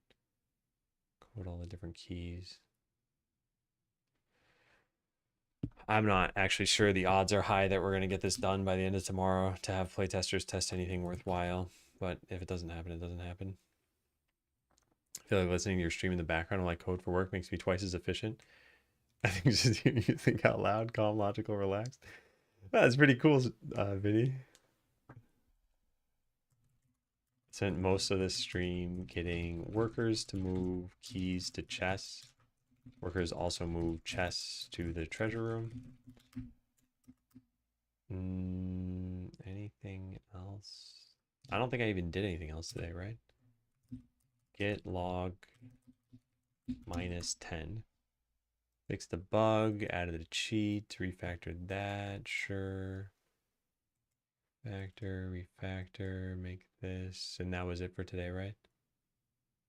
Fix another bug. What's the final one? No, that was yesterday. Okay. Yeah, I'm not gonna write down fix bugs. Don't tell my boss. I mean, wouldn't your boss be happy to hear that? They hear it double the efficiency? Boss would probably tell everyone to watch me. In fact, we should tell your boss. Okay, I'm gonna go find someone to raid. I think this has been a very productive stream. It's about lunchtime for me. If it were tomorrow, I would just take a break and then come back after lunch. But I think I'm gonna do the rest of the stream, or sorry, the rest of the day off stream.